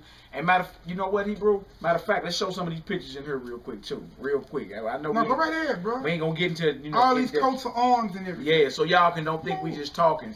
These are actually coats of arms of matter of fact, these are coats of arms over in British. This brother up here where my finger is, his name is Sir Thomas the More. He was Chancellor to Henry VIII, one of his partners. You see that? If you go to your right across the page, you see some women with crowns on their head. One of them is King James' wife. One of them is his mama. I mean, scratch that. One of them is grandmama and one of them is mama. One of them is Mary, the Queen of Scots, and one of them is Queen Anne. One of them is his grandmother and his mother. Strip off that. These are coats of arms. You don't put slaves in coats of arms. You do not do that. These are Negroes of nobility that sit on thrones in Europe. You dig? And these are the Moors of Yorkshire. And if you go into a couple more, man, just to show some things. I got another. Ran now. Yeah, right here it says English Morrison. Morrison. Some of y'all got the last name Morrison. Your name means son of the Moor. We not saying Moor means black. We not saying there wasn't no white folks in Europe. We're saying that during the time of the Dark Ages, before the Renaissance, a lot of black folks held prominent positions and sat on thrones as kings and queens, and in the courts of kings and queens over in Europe. Why do you think them heathens over in Europe to this day wear white woolly hair when they go into Parliament? Woolly hair is a sign of judgment. You see that? When you read Daniel 7 and 9, when it talks about the Most High, his hair was like the pure wool. See, them heathens know pure wool or woolly hair is a sign of judgment. Our ancestors didn't have to put on wigs, though. We naturally had that. Was that natural? Yeah, so even the so-called British, they're not the Brits, they're the British. One who pertains to. You hear me? They're acting as if they us. You know what I'm saying? We got great history over here. This right here is French, Dutch, and Belgian families with Negro names. Some more coats of arms. Again, this is in Nature Knows No Color Line by J.A. Rogers. And this brother, again, is another. I know you ain't saying he's not a historian. This brother. Look at all his cited sources, man. This brother here, he cites so many sources and so many different. It's like a work that he's put together from other, compiled works. And then he visited them too, didn't he? Every source. He visited them. He went over to the Europe museum himself back in the early 1900s. What Negro doing that? German families, and we're gonna break out that German Holocaust. Oh yeah. With names of Negro origin. The Germans, they try to bring that Jewish Holocaust out on you, but you don't know that we were in Germany. So-called black folks was in Germany and went to the gas chambers and was getting selective breeding done on them 50 years before so-called white Jew was thrown in Auschwitz. Wow, Hitler was a boy. It's a book you can go get called The German Black Holocaust, man, that explains all this. All right, this is the book right here. Again, we didn't have the book, so of course we Googled it, we pictured it, and we also gave you the insert. You can Google it. It's called Germany's Black Holocaust, 1890 to 1945. It shows you that we was there. Now watch this. Where is our Jewish Holocaust Museum? Exactly. Come on, listen, people. Critical thinking. The worst Holocaust ever. This cannot be their signature because we was there almost 50 years before them. And we all left in 1945. Why they don't tell you about this? Why is this not in your history book when they teaching you about the Holocaust? Come on, y'all. This right here, a couple more of these coats of arms. Remember, coats of arms. It's a Negroes and coats of arms, noble families. This is Central Europe. Look at these brothers with all type of crowns and look at this. This is right out the archives in Europe. Right out the archives in Europe. Let me know when you're done, bro. That boy scanning the book. You should see how he moves. We not lying to y'all down here, man. We want y'all to see everything. This is the work we putting together because we need to know our history. Yeah, we go back before the slave ships, y'all. Way before some slave ships. When they do the Black History Month, you notice they always deal with your history after the plantation. You know what I'm saying? Nah, man, we go way back. Right here is a close-up of the sister on the front, Charlotte Sophia. It says Queen Charlotte Sophia. I know. Look at consort of George III. Trip off that. And grandmother of Queen Victoria. From a portrait by Thomas Fry, 1719 to 1762. She was a German princess. Look at this woman. This is a sister. This is not a white woman. And her picture's in her too. Find that picture in her. She got a picture in her too. Just in case y'all think we lying. That's a sister. See that? Mm-hmm. They don't want us to know this, man. Again, this is Nature Knows No Color Line by J.A. Rogers. And a couple more Negroes with crowns on their heads. And also to let you know, we did fall into that Shield of David madness. You feel me? We did fall in what they call the Shield of David. The scriptures say the Most High is our shield. Faith is our shield. Mm-hmm. You feel me? But a lot of our ancient brethren that was living in Europe during the Dark Ages, we ain't saying they all was righteous. A lot of them was idolaters, right? But these are Negroes with crowns on their head, and you'll see what some of these brothers today on YouTube, you see they be rocking them shields. But that's down here, showing that black folks were identifying with it, but it's not biblical. You can't find no type of scripture that prove that we are to rock some type of symbol. You know what I'm saying? And say it's the shield of the living God. Even though our people in history was dealing with that. You got deer skins over here with the Native Americans, and they got, you know, menorahs and what you call hexagrams on there, man. And there's many more, but I want to read this page 122 in here for y'all. You know what I'm saying? Again, Nature Knows No Color Line by J.A. Rogers. Excellent book to have. Must have. It ain't nothing but like $10, y'all. Excellent book. Page 122. That's a picture of a black pope right there. See that? St. Paul. Bro, look at this. I wanted to show this. So, hold on. Go ahead. Joe, I came over and got excited. Look. And this is what they have locked in the catechisms again, this is the African presence. Remember they told you, if you was in Russia. And you were considered an African, you was a Jew or an Arab. All right. So I wonder if this is a Jew or Arab. It looked like probably what they would consider a Jew. This is a picture of St. Paul of Rome. This was during 311 AD. Let's go back over here. Now this was also Pope Miltiades, Miltiades, painted by a present-day artist, but he retains his African likeness in the color and features. So you can also look that up. Look at even the coins. Whew. Yep. All right, go ahead, bro. This right here is, and all these are easy finds, y'all. Go get these things, man. It's important for us to know our history and then pass it off to our babies. Our babies need to know these things, man. It's a couple pictures with them crowns on their head. Some sisters, man, with crowns on their head that talks about the Western Islands of Scotland and all that. All right, right here, page 122. Nature Knows No Color Line. As was already said, yeah, right there, boy. Look at that, and then read the caption up under there.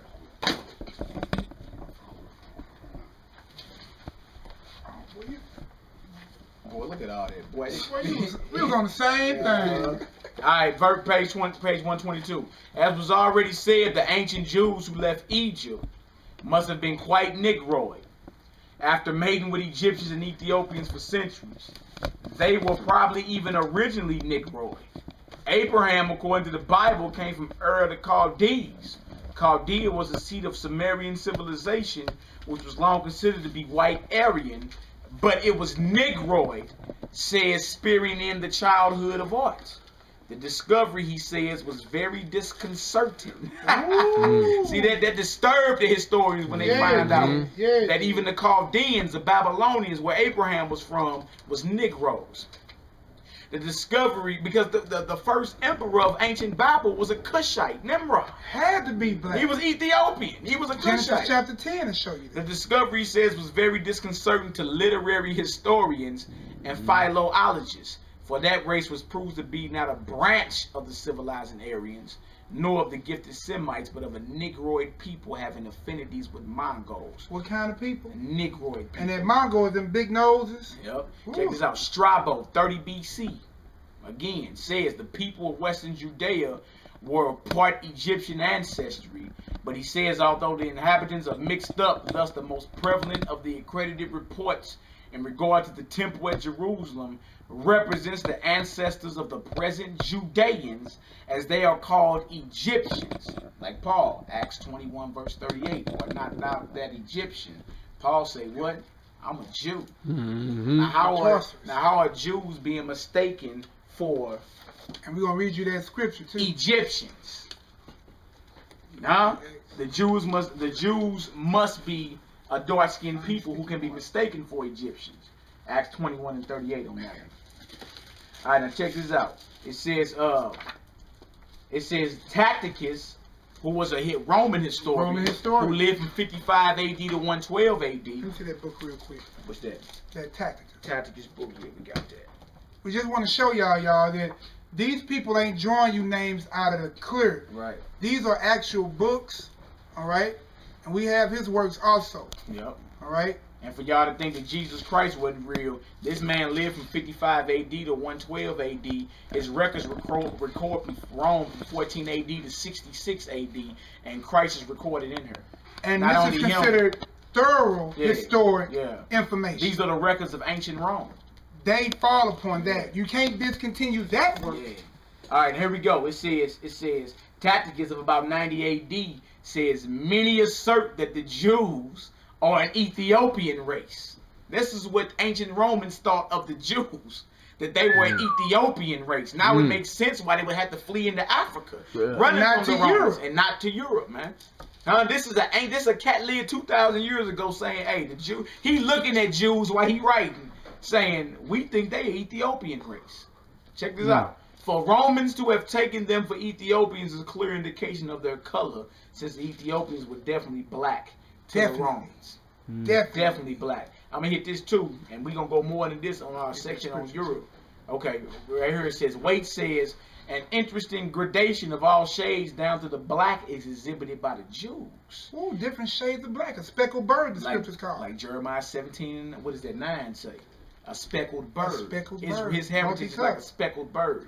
Especially dark were the Jews of Spain and Portugal. Oh, did we just find black Jews in Spain and Portugal? In Europe. The Portuguese Jews were very dark, says Pritchard. The Duchess of de Abrantes, wife of Napoleon's ambassador to Portugal, said that the Jew, the Negro, and the Portuguese could be seen in a single person. You couldn't tell them apart. Huh? Come on now. That would be your Sephardic Jews, wouldn't it? Yeah, not who some people say Esau. No. These are Jews that lived in Spain. Sephardic Jews. So dark were the Jews, especially of Portugal and southern Spain, that many whites thought all Jews were black or dark. Oh my! So that would confer with what Russia thought, that all those that came out of Africa were either Arab or Jew. And that's what they so that's what they thought in Portugal too. Now, Brother Rock is gonna read y'all the Amos, you got Amos. What do you got? I got Amos and 9. Which one? Grab Amos 9 and 7. Because remember, we just read where they said many believe the Jews are an Ethiopian race, and we're gonna back this up with the scripture. Most I say the same thing, further proving that the children of Israel, the Jews you speak of in the Bible, are men of color. They have never. We got to grab that too. Isaiah 29:22. Abraham's face would never turn pale. Never wax pale. Never wax pale, man. You see that? Go ahead, read that first. Go ahead. Amos 9 and 7. Are ye not as hit again. Amos 9 and 7. Are ye not as children of the Ethiopians unto me? O children of Israel. O children of who? O children of Israel. The Lord said, are you not as the Ethiopians to me, O children of Israel? Then we got the historian saying that many of us believe the Jews are of an Ethiopian race. And we did that in multiple spots. Look at this. Give them that world history of what Semitic means. Go to the whole page. There it is. Give them the world history definition of what Semitic This is what Semitic, or less commonly Shemitic, descendant of Shem. A branch or subfamily of the Afro-Asiatic family of languages that includes Arabic, Hebrew, Aramaic, Amharic, and such ancient languages as Akkadian and Phoenician. So you telling me that this also agrees that when you say Shemitic, they can be closely related with Arabic and Hebrew. Yeah. Thus Russia, and thus we just heard, can be easy. You can see all three of them. Yeah. So when you three different witnesses. When you bump into, because you bump into some brothers say, "Oh, I'm the original Afro-Asiatic brother type." All he's saying is that you're from Shem. That's it. You see that? You're a Shemite. You feel me? But again, Afro is a hairstyle and Asia is a continent. That's still not a nationality. It's still not You feel me? nationality. It's letting you know that these people descend from Shem. You know what I'm saying? Go ahead, brother. While this brother reading, I'm just going to have the brother Azur tune in to what some people saw as the Madonna in Russia during the 18th century. It's still doing slave trade. And notice that And Madonna... the 15th century, which is even the beginning of the slave trade. And notice that Madonna, even though it's pagan, it got to do with Semiramis and Nimrod. But the fact that they're equating that with Christ and that they're black. They were black is what and that the Russians believe that the blacks were Jews. Come on, man. Oh, wow. Y'all playing around with this thing, bro. Come on, man. We can't play with this. That means over in Europe, let's let Can you know see all this? Hebrew, that lets you know the mind boning that's been going on with our people. Because if over in Europe to this day, all the Madonnas and all the images, most of the images are still black. So why are they European over here? Why they only in Western countries? Why? Who? Somebody been lying. Somebody been lying. Somebody been lying, man. Somebody been lying. Okay, did you finish it off? Amos 9, 7? Yeah, let's finish it off. Amos 9 and 7. Are ye not as children of the Ethiopians unto me, O children of Israel, saith the Lord? Have not I brought up Israel out of the land of Egypt, and the Philistines from Caphtor, and the Syrians from Kaor? That's my I'm saying. So are ye not as the Ethiopians to me, O children of Israel? Then get that one about Paul in Acts. Acts 21:38. Further proof that Israelites get mistaken for Egyptians. So that's even the Old Testament and the New Testament is going to concur the same thing. And then remember when they went to go bury Jacob? They went to the land of Canaan. Yeah, they thought they all was Canaanites. Or Egyptians, I mean. They thought they all was Egyptians or something. You got that? Yeah, I got Acts 21 and 38. Acts 21 and 38. This is Paul, who was an Israelite. I'm going to start at 37. As Paul was to be led into the castle, he said unto the chief captain, May I speak unto thee? Who said, Canst thou speak Greek? They were surprised that Paul could speak Greek. See, Paul had the gift of tongues, which means another language. Not that I should have had a Honda. Right. Verse 38. Are not thou that Egyptian? Aren't you an Egyptian? What you doing speaking Greek? Ain't you an Egyptian?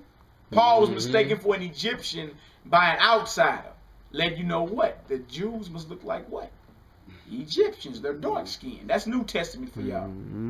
Which before this day made us an uproar and led us out into the wilderness 4,000 men that were murderers. You see that? What he respond though?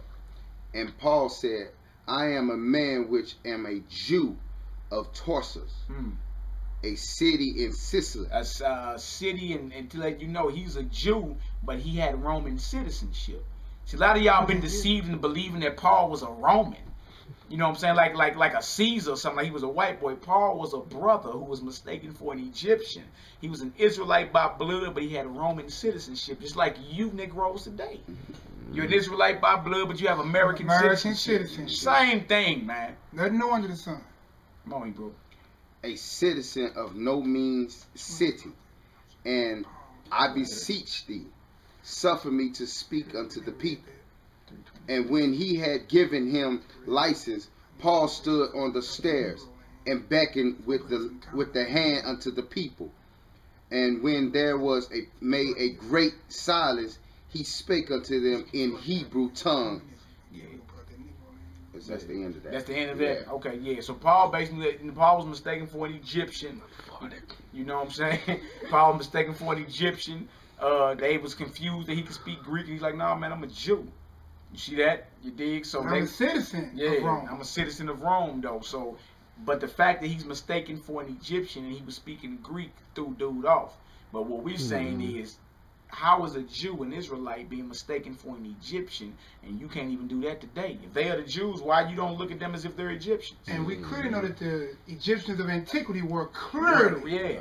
just like it says that they look just like Ethiopians and Egyptians. Yep. I want to add that. Go ahead, brother. But when Christ was born, they sent Christ to Egypt. Christ fled into Fled Egypt. into Egypt. Would make no sense if he was European with blue eyes, looking like Caesar's boy Jesus. They would have caught him quickly. He goes, and then the history we got into earlier showed the Israelites had already been living in Egypt, in Ethiopia. So it makes sense that he fled to his people that was in Egypt and then lived amongst them. And then there's also a professor named Mark Goodacre who works at Duke University in the religious department, says the same thing. He had to be a man of color. Had to be. Talking about Christ. There's no other way to even explain that. Where we at now, Hebrew? Now, bro, we finna take y'all, well, the world, we finna take y'all into Hebrewism of West Africa, written by Joseph J. S.J. All right? Joseph J. Williams. Joseph J. Williams. Yeah. All right, I'm going to page 326 to get some more further understanding. All right? Here. Right here. Jewish state, random vandals and all. Oh no, start right there. Yeah, start right there. Right. Just we don't know. And we gotta go all the way over to Negro land. Right. We're gonna hit it right here too. Okay, well that's cool. That's it says, while many Jewish tribes in the course of time embraced Mohammedanism. You hear that? See, now we're in the time of Muhammad in the Quran. Now remember, Islam didn't come into play until like the 5th century AD. You feel me? And then they got the hit from the Catholic Church to sweep through Africa. You know what I'm saying? A lot of brothers that was Israelites by blood were forced into Islam by the sword. Just like we forced into Christianity and everything. Or like you Negroes that say, oh, you know, we Moors. And y'all confess Islam, not knowing that our forefathers was forced to convert to that. We battled against them. By blood, you an Israelite, man. Come on, Hebrew. While some embrace Mohammedanism, at least externally, others preserve the faith by retreating deep into the desert or possibly into Negro land. Into where? Negro land. Negro land. You see that? That's that map we showed y'all earlier. And look, these are two different authors, y'all. Yep. Two different authors, two different books, same accord. Negro land, right here. Where my finger at? My right finger. Negro land. See that? Two different authors. J.A. Rogers for that one and Joseph J. Williams for that. And this is during the 5th and 6th century. So we done went from 65 BC all the way up to now we around 600 AD now. We're dealing with the Quran and Muhammad is coming about. Yep. This may explain in part how the Jews early became chief merchants of the Sahara and the connecting link between the Negro nations of the South, which are all great commercial centers of the Mediterranean coast. That's cool right there. We got to keep going. Check this out. Okay. It was in the 12th century. However, this is for the class. Judaism of North Africa said it wasn't there, remember? Right. She said it wasn't there. Exactly. Suffered its most serious check. The fanatical Almohades, Muslims. Come on, bro. Swept down from the mountains with the avowed purpose of exterminating all non-Muslims. The Jews of the cities found the only alternative for death was to either apostasy or flight. Either sell out or we leave. And that's how it always been. It's like we ran out of it, we took flight. While majority embraced Mohammedanism, many there were who chose death, and still others found a refuge with co-religionists among the Isles of Berbers. The inland Berbers. You know what I'm saying? So that's all the way up into the 12th century right there. And here go right here, when we went to the kingdom of Ghana. This Jewish kingdom of Ghana. Of what? Of Ghana. Of Ghana. You see so that? You had a Jewish kingdom in Ghana. Where's Ghana? On the Ghana west coast? Ghana is on the west coast of Africa. And believe it or not, it was many Hebrew kings in Ghana before 700 AD, man. A lot of you love. What's one brother that be quoting on the channel? As if, I'm going back to Ghana. It's funny y'all claim y'all Jews, but I'm going back to Ghana. Negro, what does Ghana mean? Don't even know. Ghana is a spin-off of Hebrew word for king. It was Hebrew kings living up in Ghana. That's up in earth. And we just read that. Yep. And that's in earth. That's in earth. So what? Both these historians are wrong? It says, must have had widespread influence on Negro customs and manners almost to the coast of Ghana. To what? The coast of Ghana. Now check this out. What that say right there? The Black Jewish Empire of Ghana. Now we finna go into the other source. See, it don't make no sense just to be fat-mouthing as if, you know what I'm saying, don't nobody see. But it's good, though, because most people these days, when you call them on it, can't prove it. You know what I'm saying? Like the scripture tells us, prove all things, hold fast to what's true. So that's what we doing and hoping to gain our people. Do you want to show them this migration part? Yeah, we know we going there. It's right down there. Oh, go ahead, bro. Read that out. We'll bring it out so we can see. Yeah, we're going to show the migration map. That's 337, yeah, right? Yeah. That's after this, matter of fact. Yeah. Go ahead, read. 5th and 6th century. So really, we done went from 65 BC all the way up to the 12th century. Well, we went actually to the 17. We went to the slave trade. Yeah. 1400s and all that. 1700s blacks in Russia. So we done went past what she's saying, but you know we going back and forth. Yeah, we gonna get into it again. This is page 87, Babylon to Timbuktu, a history of ancient black races, including the black Hebrews. That's what it say on here. A history. All right. This is page 87. It says the Byzantine emperors in the 5th and 6th centuries persecuted the Jews constantly. And this is another thing right here. For the conversion of those others. That's it. This is another thing too. What you know is mankind being divided into skin color didn't come around to like the late 1700s, man. Before then, in the ancient world, men dealt with men based off where they was from, nationhood. Most of your enemies, whether you was Ethiopian, Egyptian, most of your enemies were dark skinned. It wasn't about that.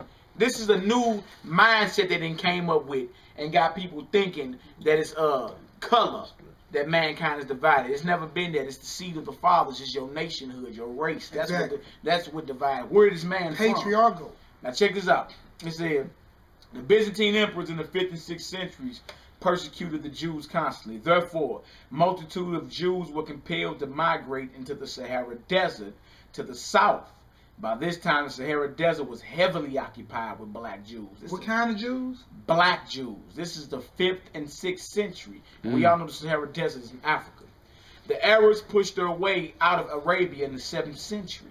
In the year 640 AD, they attacked Egypt and continued across Africa. Then a Jew queen named YAHKANON. Spell that so we can Google. You can Google this too, y'all. And this was a sister that went hard. She refused to convert to Islam. She was an Israelite. Her name is Diyah. D-I-A-H-KAHENA. C-A-H-E-N-A.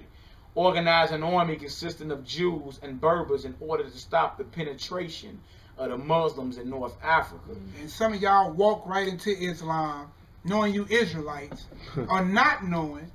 And then you see, we used to bang against, understand. Yeah. The reason why that battle was so heated is because Islam was just surfacing. Yep. In a continent where Judaism and the other God worships of other tribes were prevalent. Understand? So, of course, when you got a new major fascist coming, you got the old fascists going to have to fight against it. Yeah. It's either survival or not. All right? Go ahead, bro. Right here. Oh man, this is beautiful. We're gonna have to bounce around a little bit. Bounce. It say, okay. It says that this queen vanquished the Arabs and the people of Africa, rejoiced in her victory. Years later, did you hear that? Rejoice in her. Rejoicing her. Years later, the Mohammedans fought the army of this Jew queen once more, and she was defeated. She was defeated the second time because of the jealousies of different people in various tribes. Having become disgusted, her son turned Muslim and participated in the Islamic conquest of Spain in the year 711 AD. Check your history. So he turned Muslim, right? But by blood, he was an Israelite. He was an Israelite. See that? See how that happened? He did that to be spiteful of his own. Took over Spain. Took over Spain and everything, man. Check this out. This is page 88. It says, when North and Eastern Africa had amassed over 1 million Jews, North and East Africa, these Jews began a continuous migration. I'm going to show that. Continuous migration to the region of the Niger River. Now, this is who river? The Niger River. And that's where the majority of your bulk of your slave trade took place. And Niger, believe it or not, is Latin. It means black. That's where they get nigger from. So if you get mad, somebody call you a nigger, get mad, they call you an African American too. You feel me? It's the same thing. But this migration right here, it says these Jews, when North and Eastern Africa had amassed over 1 million Jews, these Jews began a continuous migration to the region of the Niger River. You want to show that, brother? All right. We're finna show y'all again, so you can prove that we left Jerusalem. Let me know if you got a good clear picture. And remember, this is Hebrewism of West Africa, from Nile to the Niger with the Jews. From the Nile River to the Niger River, from East Africa to West Africa with the Jews. It shows clearly, y'all, that we came clearly down from Jerusalem to the East Coast, all the way over to the West Coast of Africa. Timbuktu, right up in there. Yeah, Babylon Timbuktu is in there. And you know, I hate that I don't have my history book, but my history teacher can verify this, and she'll have a chance to either refute or not. Is that those tribes that were put on there was dealing mainly with, and you can do this on Ancestry.com too. It was Wauda, Benin, you see what I'm saying, and Ouda, and also the tribes of the Igbo.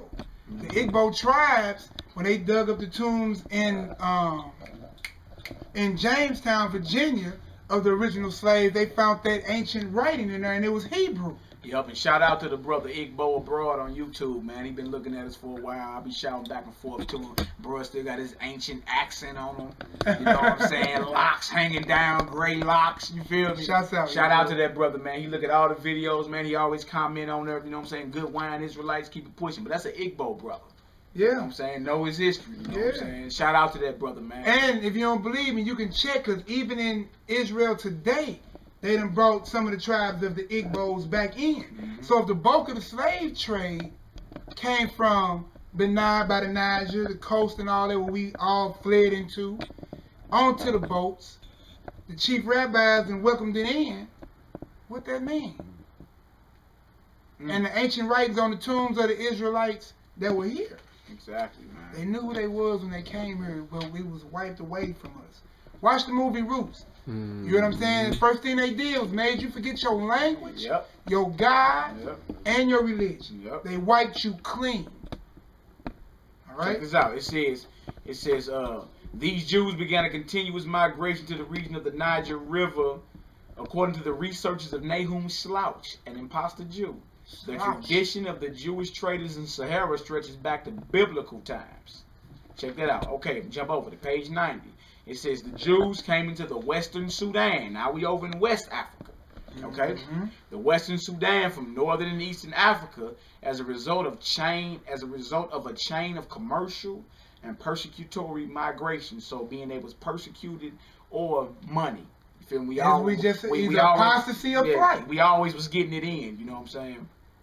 The Jews had settled among the most civilized people throughout the ages. They adopted new methods from other people and left their material, educational, and moral imprint among the people with whom they resided. For many centuries, the Hebrews had to employ great physical and psychological initiative. They could not afford to be complacent or apathetic. They were hated. All right? So apathy could mean cultural stagnation or death. The Jews imported into the western part of Africa a superior material, educational, and moral culture soon after what? 300 AD. Check this out. And this cultural advancement was not duplicated or exceeded until the ascendancy of the Mohammedan leader Mansa Kanka Musa of Mali in 1312 AD. See how long that lasted? Over 1,000 years. 1,000 years. And check this out. He was a Hebrew who converted to Islam. You see that? We got his picture too. The brothers had a regular old white robe on, crown on his head, big gold and a fat old gold nugget. Largest gold nugget in the world. You hear that? That was a brother. I'll let you know we was in Western Africa, man. From 300 AD, 1312 AD. We right before the slave trade. In the 3rd and 4th centuries AD, the Africans on the West Coast did not possess the cultural superiority of the Africans on the North and the East Coast. And it goes on anymore. Now, right down here, this is for this brother called himself True King on YouTube. To act as if Israelites wasn't living in Ghana. Right here, the black Hebrew kings of Ghana had 2 titles. Kayamaga, Master of Gold, and Ghana, War Chief. War Chief. Professor Godby says that 22 Hebrew kings reigned in Ghana before the Hegira, or the founding of Islam, in 622 AD. That's before Islam. That's before Islam. And 44 had reigned by 790. There you go, bro. There you go. You see that? So when you talking about you going down to Ghana or whatever, you still, that's our history. That's what we was taken from. You know what I'm saying? Ghana is Hebrew for war chief. Know that. You dig? And we got a couple more things, man. And then we going to get on up out of here. We got Babylon Timbuktu, page 90. First paragraph. Matter of fact, I just read that. So we all good. And now we got the end of Babylon to Timbuktu. Page 132 and 33. Check out what the conclusion is. Check out the conclusion, man. All right, and he gonna quote Dr. Allen Goodby, 132, 133. It says, Dr. Allen H. Goodby postulates the position that black Jews were on the West African coast from Senegal to Angola, and they, the Jews, were driven to this area from the central Sudan by Muslim propagandism. Having a knowledge of the black Jews in the United States, Dr. Goodby arrived at this conclusion. This is what this doctor, this heathen, and this not the author saying right. This is not Windsor. This is not Rudolph Windsor. This is Dr. God. This is the Edomite he's quoting. He said he had to come to the conclusion himself. He said, these facts have peculiar significance when the presence of Judaism among American Negroes. Among who? American Negroes. She said it didn't survive the ship. That's what she said. Oh. Your breath stank, Professor. American Negroes is to be considered. Hundreds of thousands of slaves were brought to America from this Western Africa during the days of the traffic, beginning nearly 400 years ago. That's another thing, 400 years. Huh? How much more of Judaism survived among Western African Negroes in their earlier time? As persecuted communities, they were rather more in danger than other Negroes of being raided by war parties and sold as slaves. It may be considered certain that many partially Judaized Negroes. What kind of Negroes? Judaized Negroes were among the slaves brought to America. There you go. There you go, class. How many of them might still hold some Jew customs here is another question. Before Dr. Goodby published his book, The Lost Tribes of Myth, Rabbi Matthew organized a Hebrew congregation in 1918. So this is a rabbi. In 1918, and proclaimed that the black people of the United States and the West Indies are the original black Hebrews. There are hundreds of thousands of black African Hebrews scattered throughout the United States, not only in the urban areas, but also in the rural communities of this nation. So not in the city, but also in the country, to you country bumpkins, with the revelation of ample historical evidence. Ample. I think we gave enough, didn't we? Yeah, man, come on now. With the revelation of ample historical evidence, the authenticity of these black Hebrews can no longer be questioned. You hear that? You can't even question if they are the original 12 tribes of Israel, man. It's a fact. Too much history back it up. You have to debunk everything we showed in this whole video, then produce a foundation of your understanding. However, in regard to the purity of their Judaism among some of these Jews, well, that's another issue. And it is, you know, because we don't practice Judaism. We're not Jewish. Judaism, according to history, is just the practicing of the law, statutes, and commandments of God. What you know today is Judaism is Kabbalah and Talmud teachings, which is blasphemy. A true Christian, according to history, is a follower of Christ. What you know is Christianity today is a pagan religion. So let's not play on words. When you read about Judaism or black Jewish people, you're reading about the historical Hebrew Israelites or the Judeans of antiquity. And let's get a picture again before we get out of here. One more picture. So we can see through the conclusion of all of these issues, all the angles of history.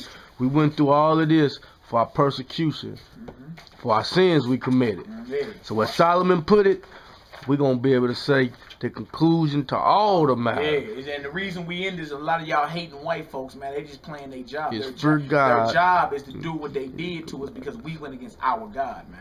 We decided not to keep the commandments of the God of Israel. You know what I'm saying? Start picking up the philosophies of these other nations, and the Lord spit arrows on us. He sent these beasts on us, man. I'm just going to show this picture again, the Hebrews and biblical period, an ancient picture history of Jewish civilization. Oh, and we need to go to page 94 in here because they called the Romans Edomites. Edomites, yeah. That's why y'all running around here talking about some Japheth? Matter of fact, I got a picture in here of a original inhabitant of Rome going back before the Caesars and them took over, and he darker than me and you. Why? Because the Japhites are dark skinned too. It ain't no evidence to show the Japhites are white folks. Hebrews and biblical period. Got that. This is over there, the 19th dynasty. Over in Egypt, brother is on the wall as a prisoner, as a slave, and it says a Shemitic or a Semitic prisoner because the Israelites descend from Shem, who was a man of color as well, one of Noah's sons. And right here, this is a good one too. The war captives, the slaves with yokes of iron around their necks. Slaves used to build all the great treasure cities, just like the book of Exodus say. So while y'all running around talking about the Bible's not a historical book, you're lying. We went to history and proved it. And a lot of this is academic work. Man. Yeah, academic work, man. And we pulled a few sources that was brothers that wrote these things. We even pull enemy sources to further prove our point in what we're saying, man. You got a couple scriptures? Let me give you some Deuteronomy 28 so we can understand this. 64. You see what I'm saying? I'm going to go up to 49 so we can understand. All right? Because the Most High, I'm going to actually 47 so you can understand what happened. Because thou servest... Read 15 first. 15, then jump to 47. See, Deuteronomy 28, just in case y'all don't know, this is the book and how you identify who Israel is. All right, you got Deuteronomy 28 and Leviticus 26. Now, when God brought Israel through the Red Sea and he gave us a government and how to run ourselves or whatever, it went out that if being that I just destroyed these Egyptians for y'all, if y'all don't serve me in sincerity and in truth, all these curses are going to come upon you. It's going to follow you forever until his son return and redeem us. But if you do these commandments, you're going to be blessed above all people that's on the planet of the earth, man. So that's why we go through. That's why voting is not no solution for our economic improvement. Us marching, saying no justice, no peace, none of that. You need to get back to the laws and statutes of your God. For God to keep his commandments. He say he will hear your call and return you. Right. They know about our God, man. Hey, he on record putting heathens down, man. They know, but as soon as we get back to him, man, we get our rightful place back in this earth as kings and queens. The Bible is the blueprint to the revolution. You feel me? Not none of this RBG madness that you Negroes be pumping. The Bible is the blueprint to a revolution. Whether you talking land, whether you talking power over your enemies, whether you talking about independence, own government, own army, the Lord already gave it to us, man. All we got to do is act accordingly, and he got us. Get away from these philosophies and putting your faith in these men. Put your faith back in Christ, who was a brother, an Israelite from the tribe of Judah. Why would you want one of your people to rule over you, man? It don't make no sense. That's Deuteronomy 17, not to appoint no king over you that's not of your breath. You're not supposed to be voting. I can see certain things out here, you know, oh, free lunch or whatever. That don't mean you got to vote for... You know what I'm saying? To put somebody over you. You feel me? Some people say, oh, you know, we vote for free lunch. Well, really, it ain't free because somebody paying for it anyway.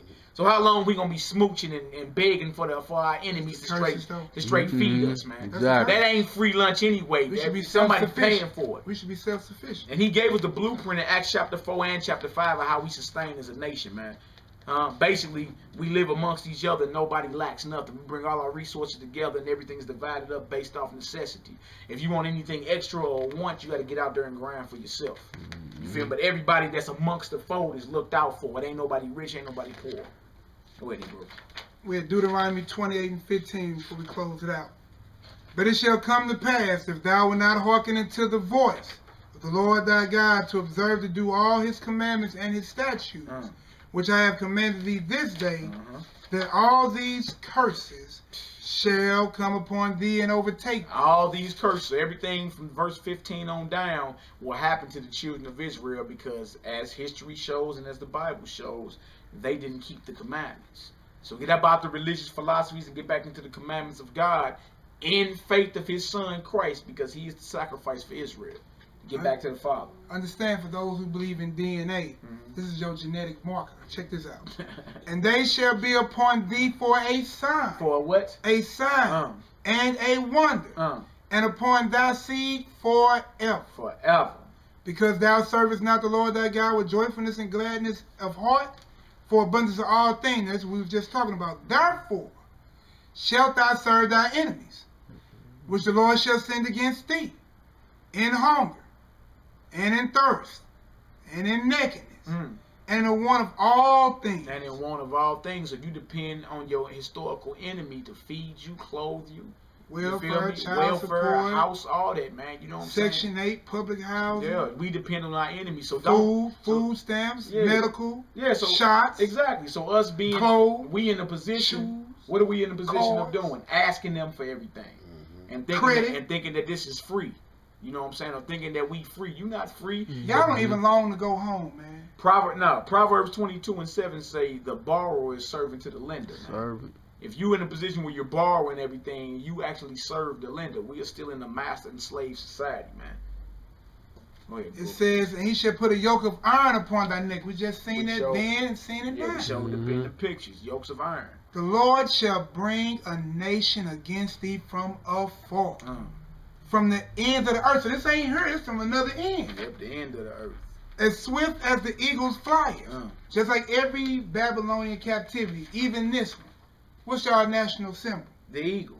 Okay. Rome. Eagle. Look on the back of your dollar. You still got the Egyptian pyramid. You is still in captivity. Still. All right? Understand. A nation whose fierce countenance shall have no regard for the persons of old, nor favor the young. What just happened to your boy Trayvon? Yep, just got killed. Come on, man. I don't care about And believe it or not, that man was an Edomite. His father's a white man. A judge. Yeah. Straight up George Zimmerman. I'm going to give you this last verse of Deuteronomy 28, man. Then you got to, study. See, they put a key right there, bro. Did you peep that? And the Lord shall bring thee into Egypt again by ships. With what? Ships. Egypt is a word that means bondage. You going back into slavery by way of ships. All right. Who did that ever happen to? Just be real with yourself, man. If you study Israel to Egypt, there's no large enough body of water or enough water to transport you between the two. You can walk. You can walk from Egypt. That's like walking from the west side of St. Louis to Wellston or Pine Lawn. You can walk. But yeah, you can walk. Yeah, I'm just saying it's one connected body. You know it is. It's a land bridge right there. Yeah. And it says, by ships, by the way wherefore I spake unto thee, thou shalt no longer, thou shalt see it no more again. And there you shall be sold unto your enemies. Your friends. Your enemies. Your buddies. Your enemies. Your enemies. For bondmen and bondwomen. What is that? That's a slave. And no one shall buy you. No one shall buy you or redeem you. It can redeem you out of this, man. It's only going to be by the hand of the Most High that we come up out of this one. Because we've been in this one longer than we've been in any of the other ones. And I'm telling you, if the Most High come back right now, half of y'all going to beg God, can you stay? Yeah, ain't you? Y'all ain't ready to serve the Lord. It's just all talk now. This right here is out the ancient world, and this is a picture of the original inhabitants of Rome down here where my fingers at. And this brother is darker than the brother that's zooming in. That's my brother Azor, man. We be getting on each other around here a little bit. Yeah, man, we be having some little short puns. That's my boy Rock. They know. And you see that though? So look, these are Japhites right here, man. Talk about that. You see that? These are not the original inhabitants of Rome, or the Etruscans. See that? These are Japhites, man. History lesson. Now, if you look up here in the carving, these are Roman soldiers. Look at them. Who they look like? Oh, what that? Him and that Nation knows in the cover. Oh, no. Nation bring that closer. See that? Him and that Nation knows in the cover. Good looking, bro. I just saw something pertaining to that, bro. You dig? So I'll let you know, man. A lot of people running around here confusing Japheth. 35. Yeah. Last one. Okay. Hold on, show him this Ethiopian. Oh yeah, that's what. that's the one we missed. Bro, look at this. Remember, show this boy this Ethiopian. Remember, it said that the Jews were Ethiopian race. That's what the Ethiopians look look at that like. nappy bird and fro. That's what the Ethiopians look like in antiquity, and the Jews were considered an Ethiopian race. You see that? And you know what we need to do? Let's run back through all our books before we close out and let them know what we got. All right, hold on. Go ahead, stack them up, bring them over. Yeah. So y'all can see that what we doing around here. Yeah. All right. So what we got here? We got, again, from Babylon to Timbuktu, history of the ancient black races, including the black Hebrews. Small interruption. Nation Knows No Color Line is just a cover. This is still the same book. All right. I'm on page 70. Just when brother mentioned that. This is from Gerald Massey. He also did a work to tell you that the people were a people of color. Yeah. Along with Tactics. The ancient Britons. You know what I'm saying? He did a work on the ancient and modern Brits. And then broke down how the people that inhabited Great Britain were black folks as well. Man, here goes in fact, I'm going to read that. Go ahead. Mentioned by Tacticus of the 1st century. Of who? The 1st century. This guy right here. As having dark skin, usually curly hair, we just showed in that picture, from a different book. Yep. Were very likely of Phoenician and Egyptian descent. Why are these Jews? That's the same Shemitic definition. Why are these people being compared to Egyptians and Ethiopians? Why don't you mistake Steven Spielberg for an Ethiopian? You can't do that one. What about Benjamin Netanyahu? Can't do that. Jaime Weinstein. Here go another one, man. Now you see, y'all remember that picture y'all just saw? Yep. It just said Rome had Negroes, Ethiopians, in parentheses, in the armies in Britain. In Britain, flat out. You feel me? So just because you seen something about a Roman general or soldier, don't necessarily mean he was white. Don't necessarily mean that. One more I'm going to pull for you naysayers to say we wasn't in Europe either. African president early Europe, Ivan van Sertima, page 257. I'm going to get, you can get the close up on that. That's a sister, a royal